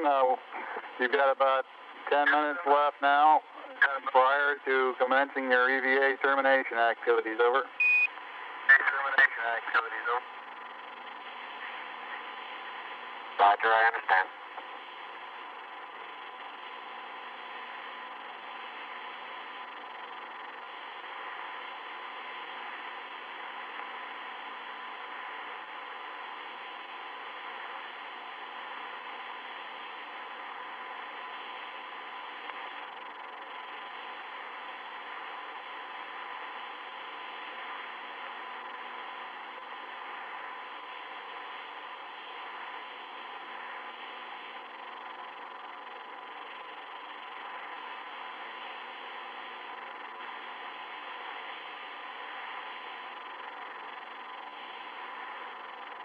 Flight experiments. Go ahead. Roger, we've uncaged. Working well. Say a lot of short period seismic activity. Short period Z. You want to flash it up? Yeah, you can tell them we're seeing some info on that. Tranquility Base, this is Houston. The passive seismic experiment has been uncaged, and we're observing short period oscillations in it. Over.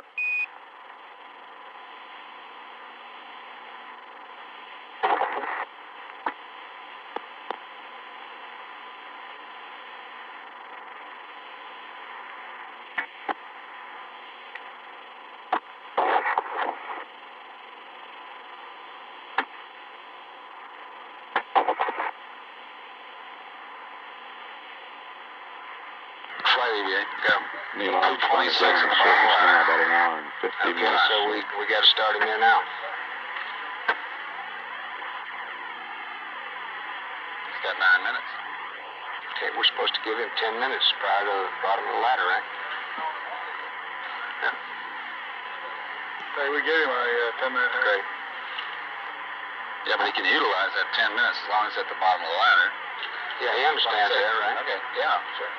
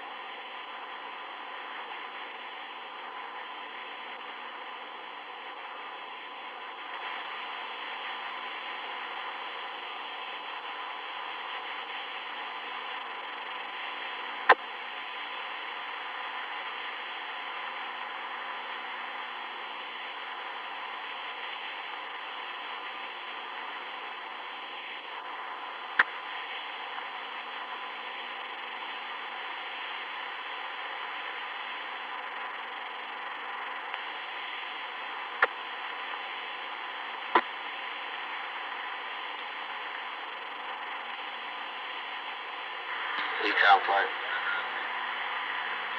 Flight Ecom. Did you get the battery charge off? Yes, the battery charge was terminated and everything looks good for LOS flight. How about you, GNC? Everything looks good, flight. We're good. Roger. Telcom, how are you? We're looking good, flight. In the foreground, Buzz Aldrin is collecting a core tube sample.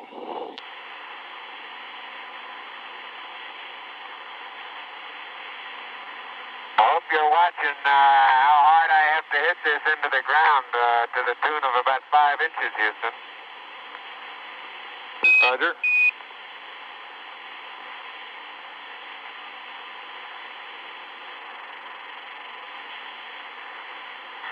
Experiments flight. It almost Two looks core correct. tubes in the solar winds, what you want?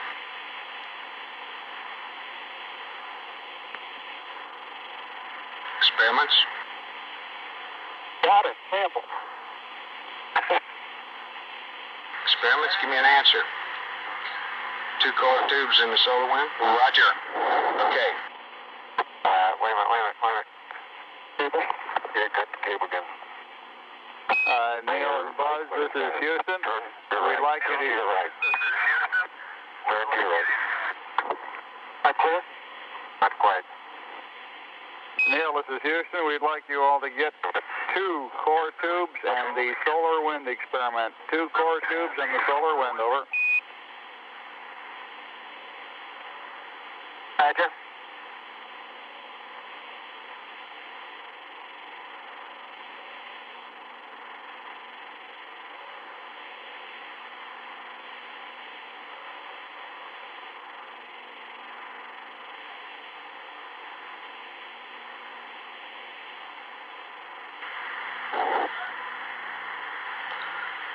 The core tubes provide Okay, material. well, I'm getting the next flight. Experiments. Go. We have seen the core samples as he was taking those on the seismic data. If possible, sometime in the next couple minutes before he comes in, if he can get a little jump, which he was planning on doing at one time as he left the PSC, we'd like to have it.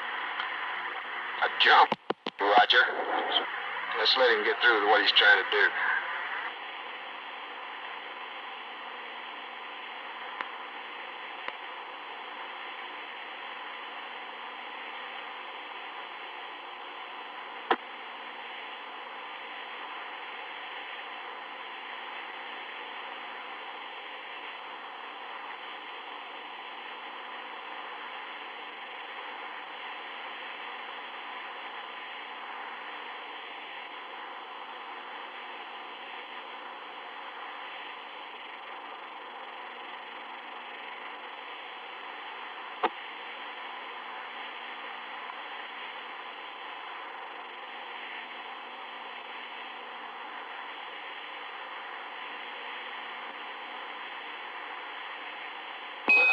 Buzz, this is Houston. You have approximately 3 minutes until you must commence your EVA termination activities, over. Roger, understand.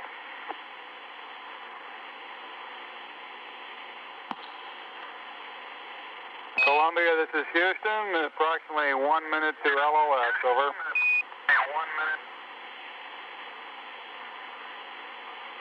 Columbia, Roger. And do you plan on commencing your sleep on the backside this pass? If so, we'll disable uplink to you while we're talking to the LEM, over. Capcom flight. Good flight.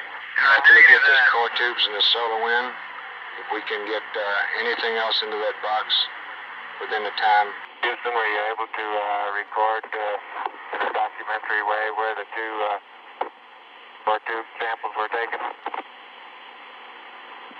Do we experiments? Negative. Tell them what I said, Capcom. Yes, we Well, want to. I didn't get a stereo clear of those tubes, but they're right in the vicinity of the solar wind. You said anything else I can get in the box? That's right. Neil, this is Houston. After you've got the core tubes and the solar wind, anything else that you can throw into the box would be acceptable. Columbia.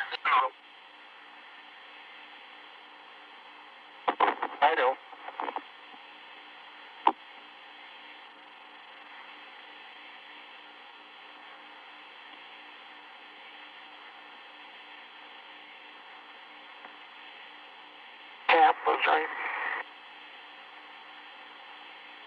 I got the cap. Got the cap? They both got caps on around. Okay. And you want to pick up some stuff, and I'll Get these receptacles. throw the solar wind in. EMU flight. Go ahead, flight. How you doing? We're real fine, flight. You know we had a little extra lifetime there. Okay, Sergeant Flight, how are you? Doing fine, flight. Roger. Buzz Aldrin retrieving the solar wind experiment.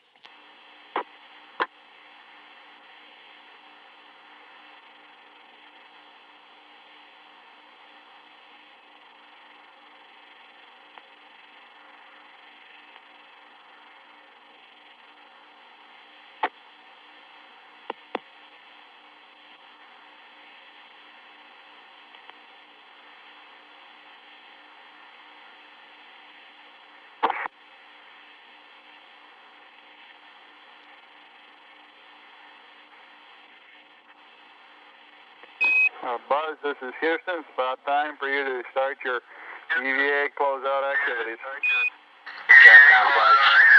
Go ahead, flight. Who gets the film? Roger. Buzz or Neil? On the close-up camera? Well, Roger, I'm looking They've now. been on their life support system. On their life support systems, 2 hours and 25 minutes. How about film magazine?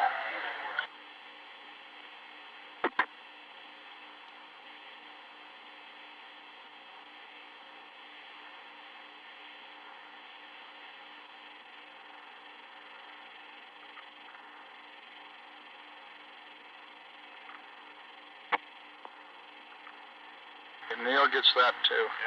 So he gets the stereo cassette and the film magazine? Roger. Well, like the ZVA, the LMP is supposed to help him get that cassette and put it in his pocket for him so he doesn't have to fumble with it trying to get it in his pocket. Okay, where's the LMP? I think the LMP's at the Mesa. Remind him of the close-up camera, Meg. Affirm. Neil and Buzz, this is Houston. I'd like to remind you of the close-up camera magazine before you start up the ladder, Buzz. Camera magazine before you start up the... Okay. Got that over with you, Neil? Now that close-up camera's underneath the Mesa, I'll have to pick it up with the knock.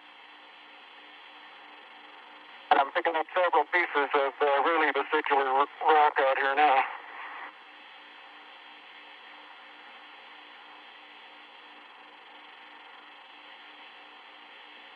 You didn't get anything in those environmental samples, did you? Not yet. I don't think we'll have time. No, they don't have time for that, Capcom. Press on with the close-up camera and close up? Yeah, let's get Neil, Buzz started closing up. Roger, Neil and Buzz. Let's press on with getting the close-up camera magazine and closing out of the sample return container. You're running a little low on time. Roger.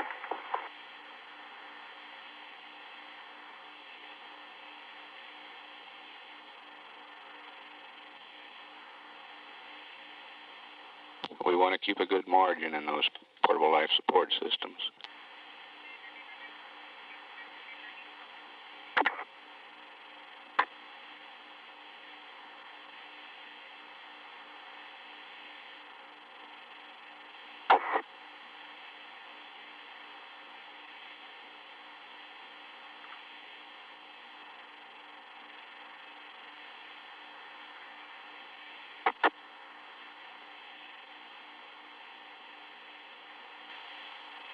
Okay, can you quickly stick this in my pocket, Neil, and I'll head on up the ladder. Capcom flight. Good flight. What Buzz just say? He asked Oh, me if the the close-up close-up camera film in his pocket and he'd head up the ladder. My flight plan shows, right.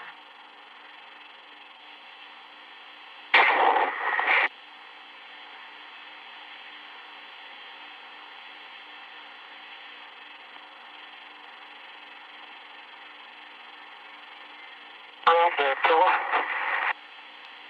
Just hold it right there. Okay, let the pocket go. Back down. Got it. Okay. Adios, amigos. Hey. Anything more before I head on up? Could we get the ladder? One jump, please. Up the ladder, Capcom. Negative. Head on up the ladder, Buzz. Head on up, Buzz.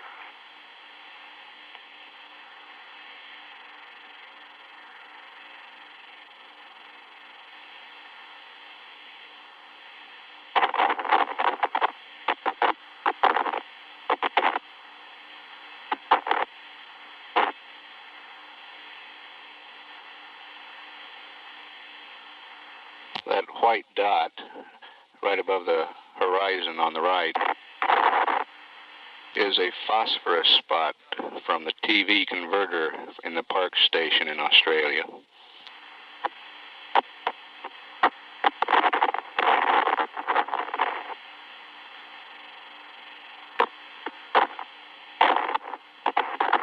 EMU flight. Go ahead. Okay.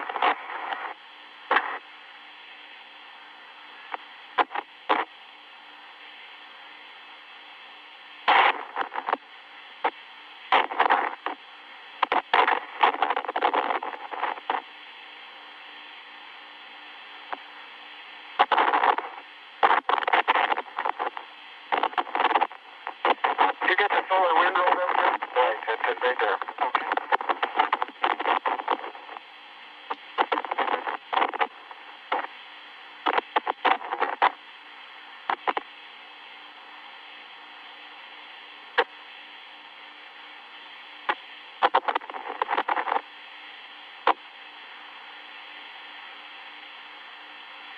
I think you can reach this hut that's hanging over here. You might entertain the idea of sending up the second one that way. Okay.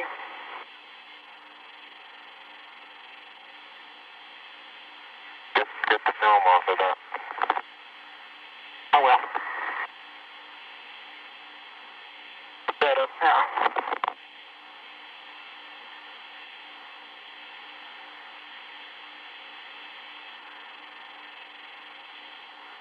Okay, I'm heading on in. Okay. And I'll get the LEC already. $25. Telcom, control flight. Go flight. Watch your switches and circuit breakers now. Roger.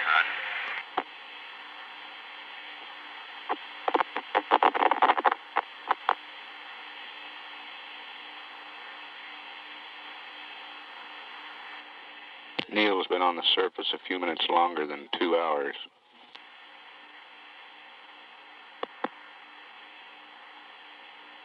Buzz, approximately 20 minutes less than that. Neil, this is Houston. Did the Hasselblad magazine go up on that sample return container also? Sample return container also. I've got the Hasselblad magazine hooked to the SRC now, yeah. Roger.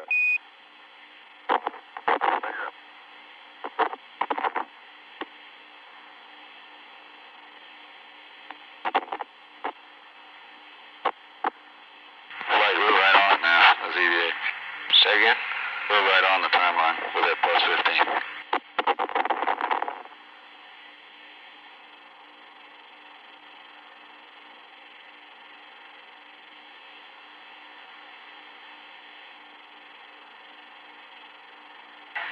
Ecom GNC flight. Flight Ecom? Okay, well, Mike's on the backside now. Let's get everything in order. How you doing, Buzz? Configuration for sleep on CSM.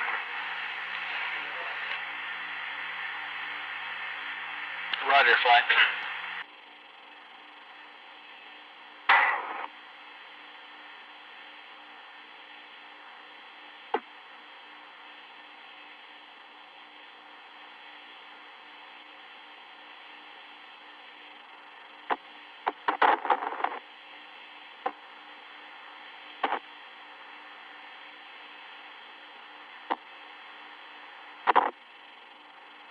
Ready to send up the LEC?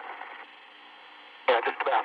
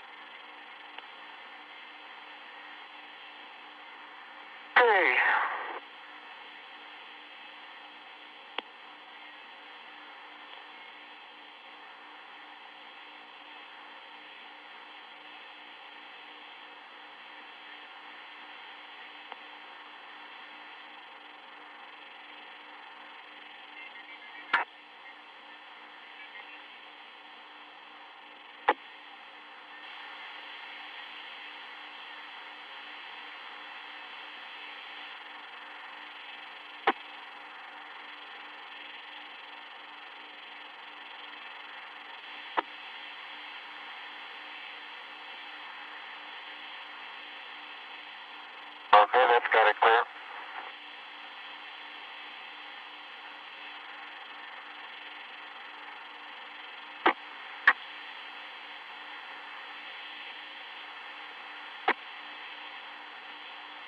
Transferring the sample containers into the LIM cabin now.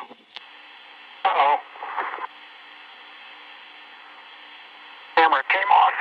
I mean, the film pipe came off.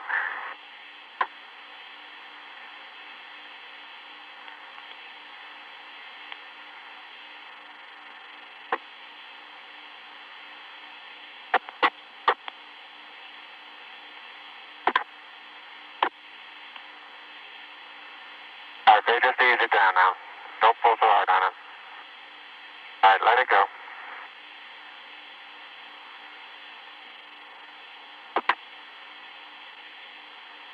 Flight surgeon. Go, surgeon.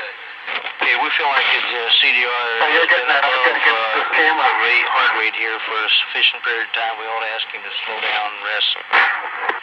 You want an EMU check? Okay, Yes, sir. this one's in no problem. Let's get an EMU check on the commander.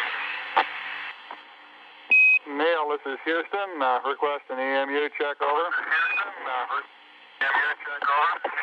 Ah, Roger, got 3.8.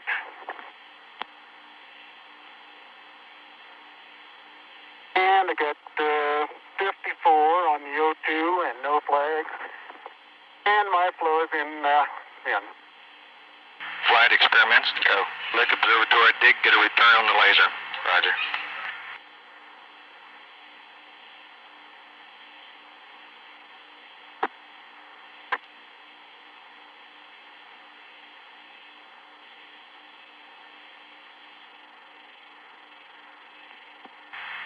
You want to pass that one up, Flight? Negative.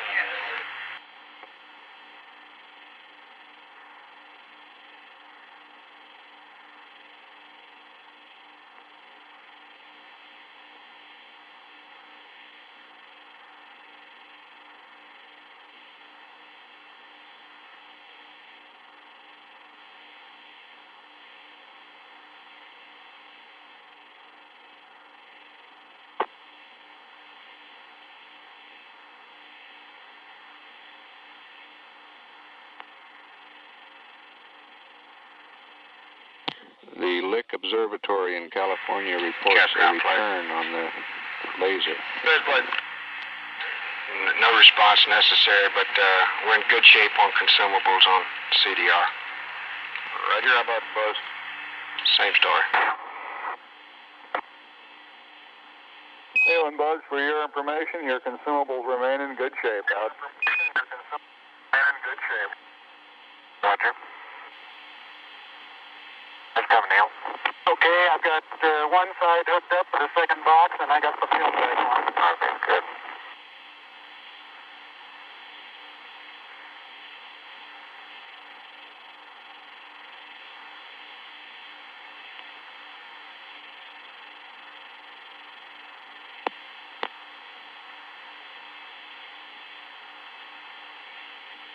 Why, that film from on the LEC is kind of falling all over me while I'm doing this.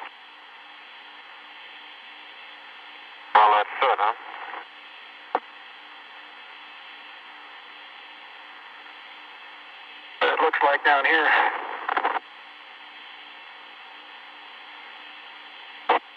I think my watch stopped, Neil. Hit it.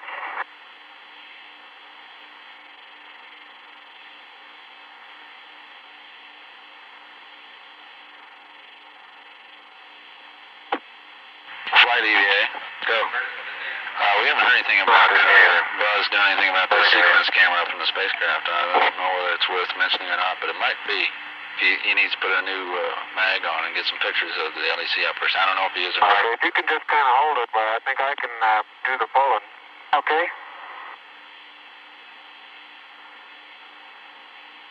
Stand by a minute. Let me move back.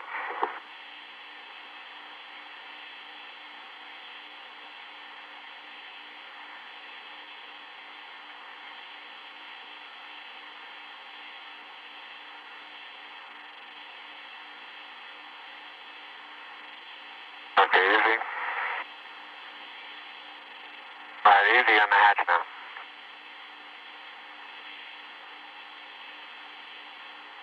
Okay, I'll get it the rest of the way. Okay. Flight surgeon, you I'll should give it to you to, say again? You should still continue to take it easy. Yeah, a little more. This is the hardest part. I know it.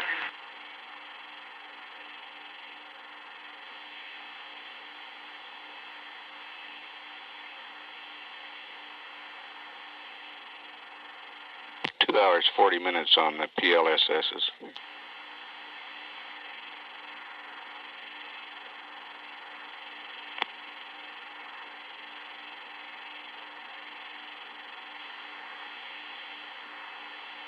Those? Okay, it's unhooked. How about that package out of your sleeve? Get that? No. Okay, I'll get it. I get up there.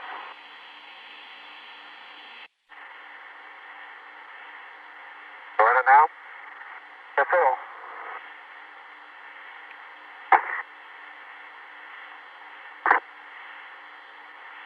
Okay? Okay.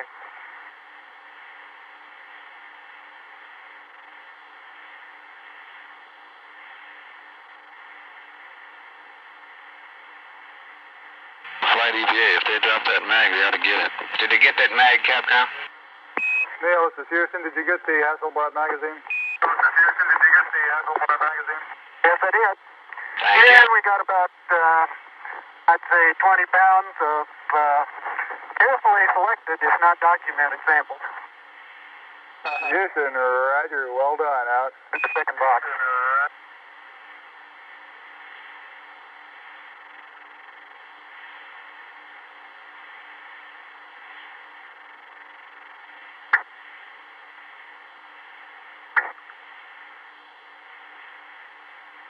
Unofficial time off the surface at 1:11:37:32. Now start arching your back.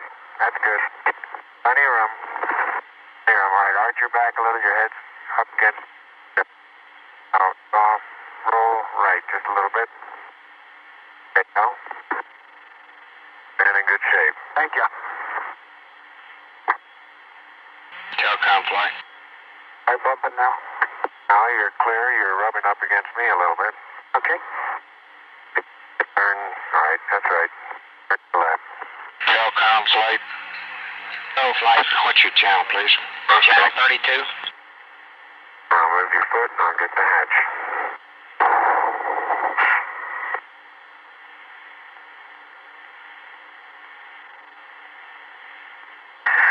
Okay.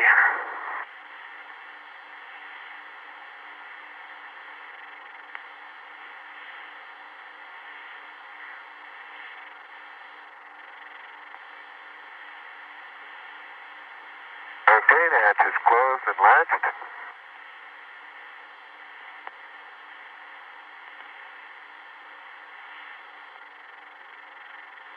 And verified secure. Okay. Pressure rating. Yeah, that's what I'm looking for.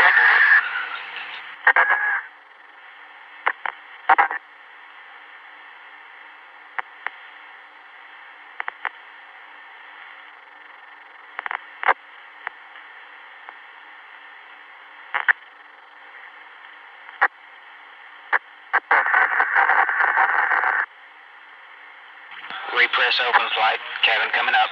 Roger.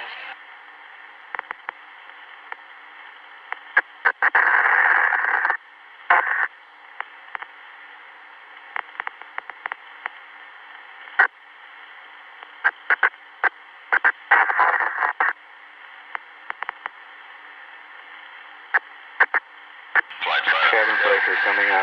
Real quick, Cliff, 2.7. MPAD would like us to have us now. support one more sighting if it's all right with you.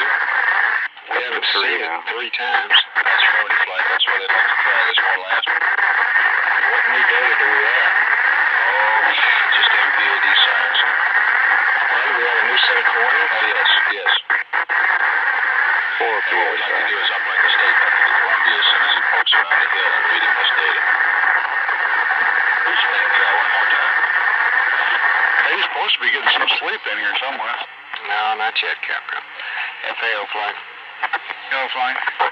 Check your flight plan for Columbia from this point on, will you? Show the cabin at That's right. 4.8. Our flight plan for at this point on, Columbia goes to sleep the same time the limb guys do. That's what I thought. That's right.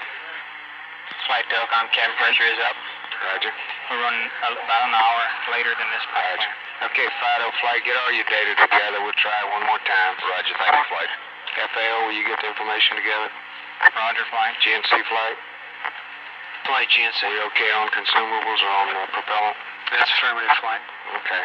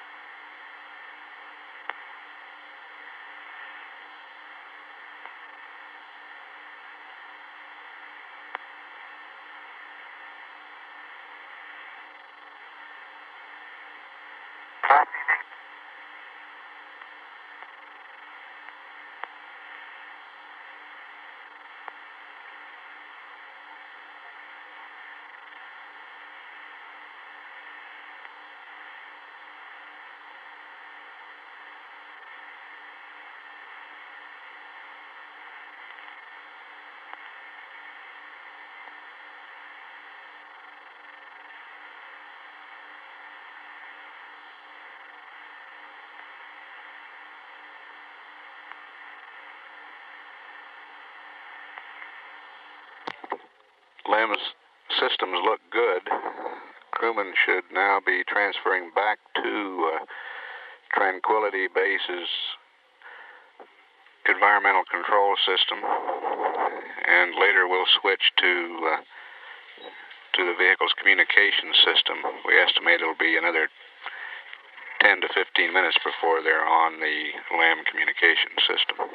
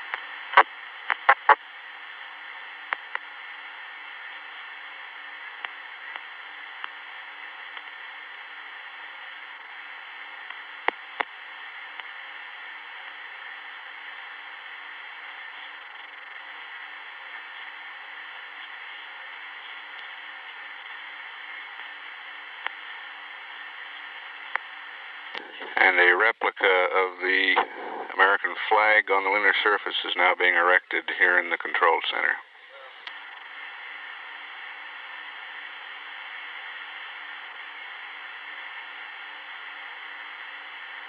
And a replica of the plaque on Tranquility Base has been hung on the wall.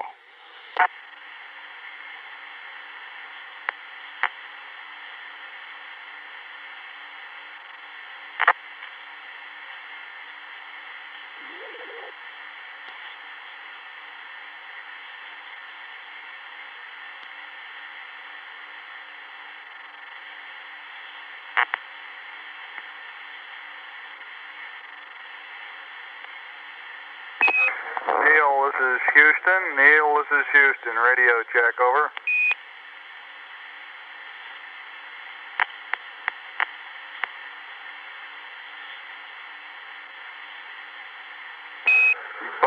Buzz, this is Houston. Radio check, over.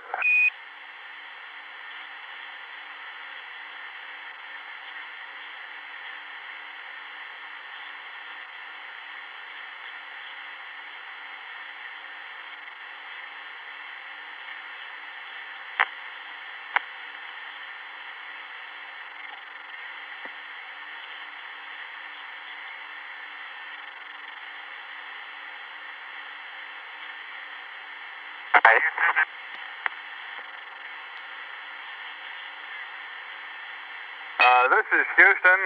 I copy a transmission calling Houston. All else is broken up, over.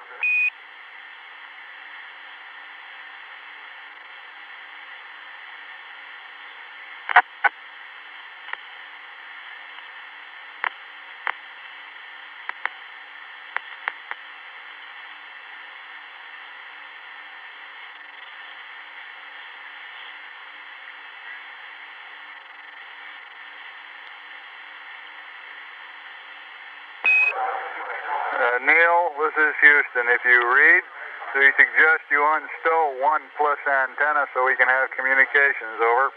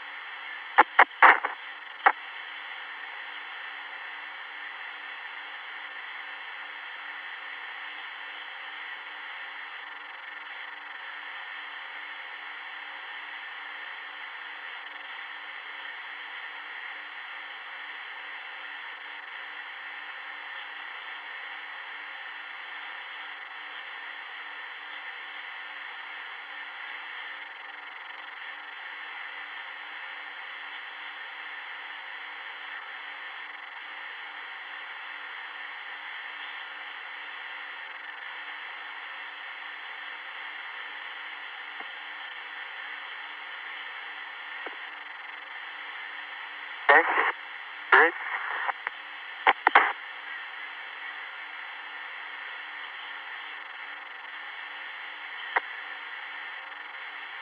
A receive.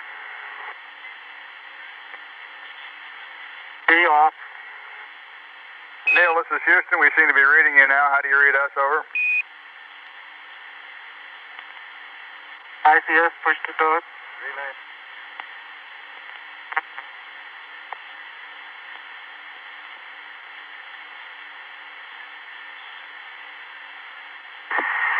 Houston, it's Tranquility. How do you read? Tranquility Base, this is Houston. Loud and clear. How us? Loud and and clear. We're in the process of switching over to LEMCOM here. Roger.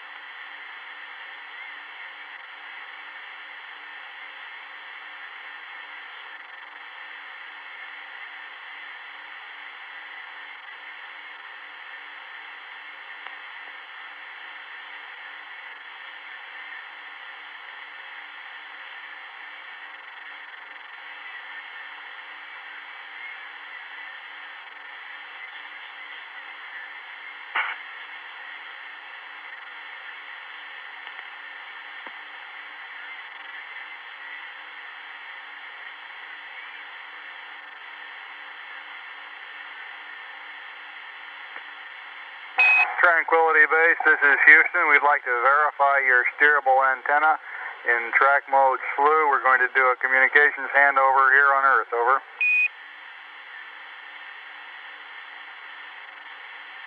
Roger, that's affirmative. We're in track mode SLU. Roger out.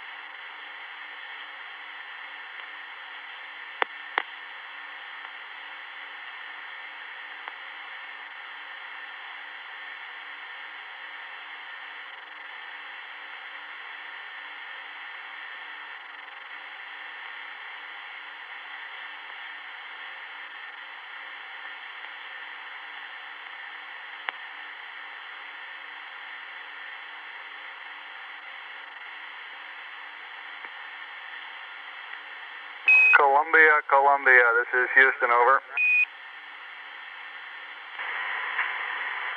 Roger, Columbia on Seat Charlie. How do you read? Roger, Columbia. This is Houston, reading you loud and clear on Omni Charlie. The crew of Tranquility Base is back inside their base, repressurized. They're in the process of doffing the pluses. Everything went beautifully. Over. Hallelujah. And we'd like to get Pooh and accept from you. We have a state vector uplink. And after that, we'd like you to realign your platform to the new refs mat that we sent up a rev or two ago. Over.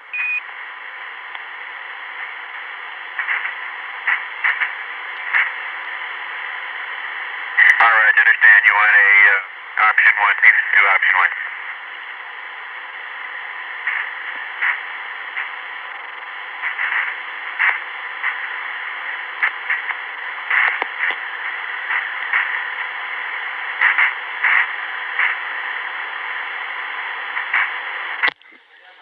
This is Apollo Control.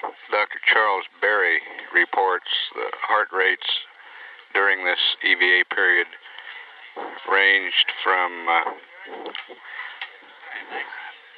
low of 90 for both crewmen to a high of about 125 for Buzz Aldrin at peak periods and a high of 160 for Neil Armstrong at peak periods.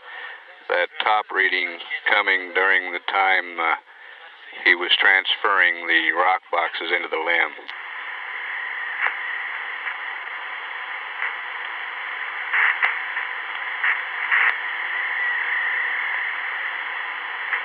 Dr. Berry says the data they got indicates Neil was working very hard at that time.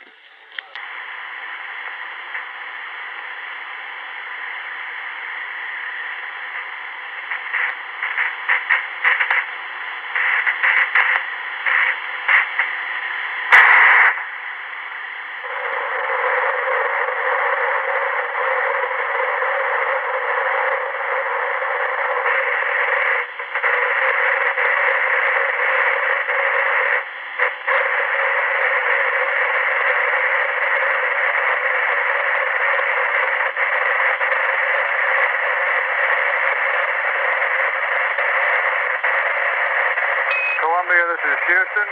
We're going to uplink you a new state vector, and then we'll send the ref mat up again because sending the state vector up will wipe out the one that you have on board, and then you can do a P-52 option 1, over.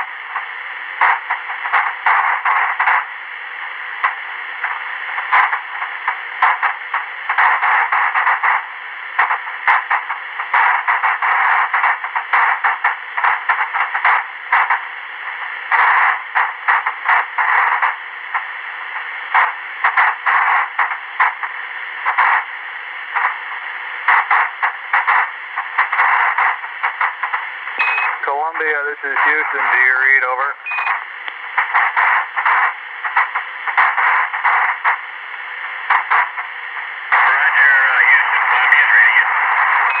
Okay, Columbia, we've completed the uplink. The computer is yours. You can go to block. However, we'd like you to hold off on the P-52 option 1 align until after you pass landing site 2. And we're requesting that you perform another P-22 and attempt to find the LEM this pass. I've got some numbers for you when you're ready to copy. Over.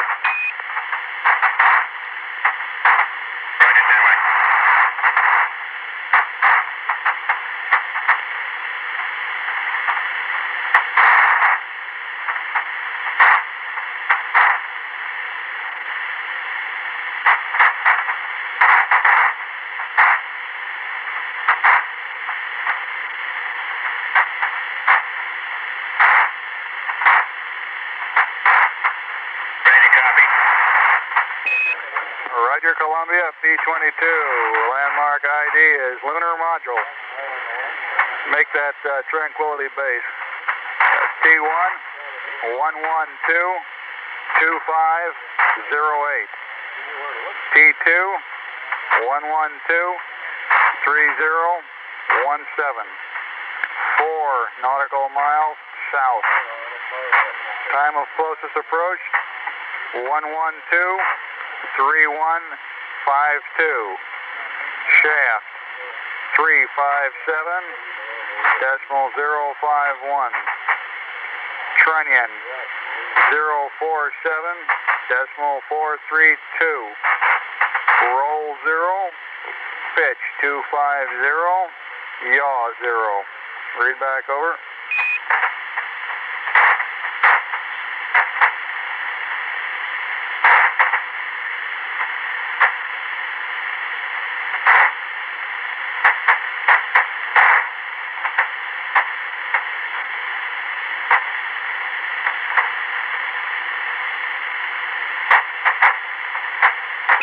Columbia, this is Houston. Did you copy my P-22 update? Over.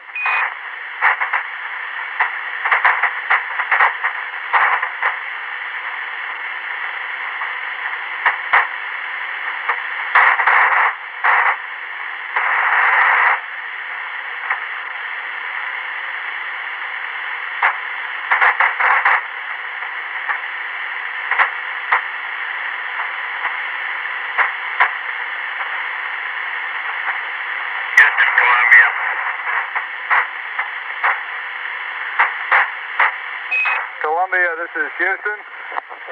Did you copy my P-22 pad?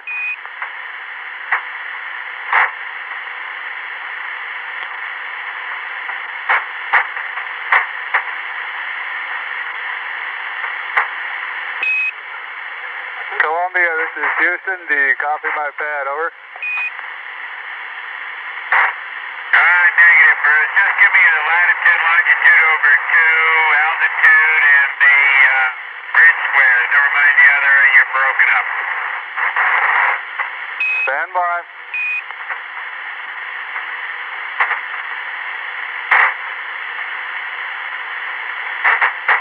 Well, that is if you have new information, otherwise I'll just use the old numbers. No, wait a minute. We've got new information. Okay.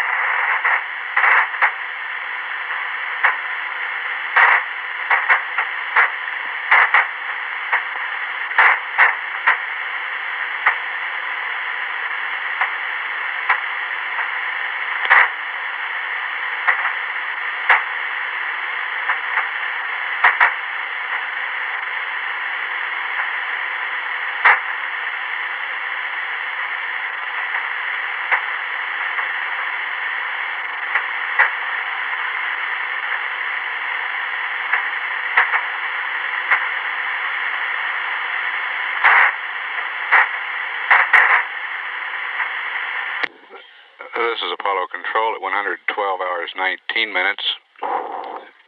The inhabitants of Tranquility Base are still in the post-EVA cleanup period. Still have not fully configured the voice communications. However, we are getting telemetry, good telemetry from Tranquility Base, showing a cabin pressure of 5 pounds per square inch, temperature of 60 degrees. We expect to establish communications before too long.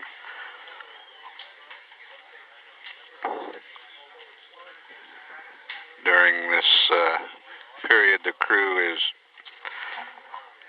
removing the portable life support systems, checking over their spacecraft systems, getting ready for jettisoning equipment from Tranquility Base. The cabin will be depressurized before too long, and equipment will be jettisoned onto the lunar surface. Tranquility Base, this is Houston. Can you give us some idea of how you're progressing on the Bliss doffing and preparation for depress?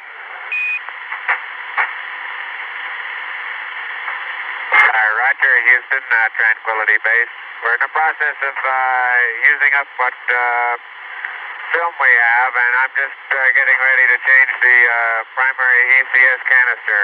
Over. Roger, Tranquility. We'd like to hold off as long as possible on the lithium hydroxide canister. Make that one of the last things you do in getting ready for the depress if you can. Over. Roger, we're planning on doing that. I'm just wondering how much longer we want to wait, though.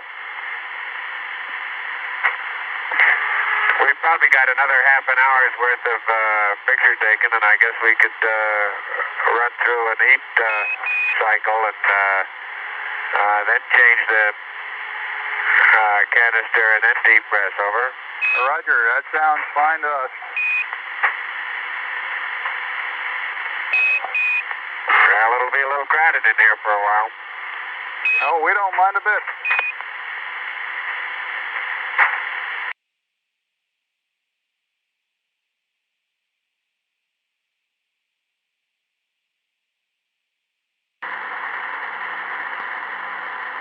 There went something.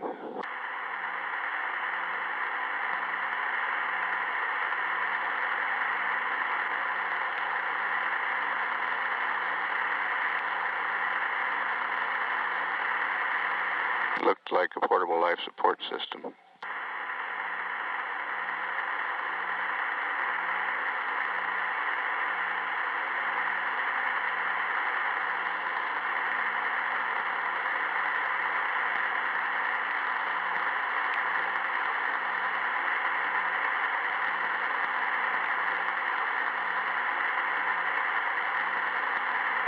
There comes the other Bliss.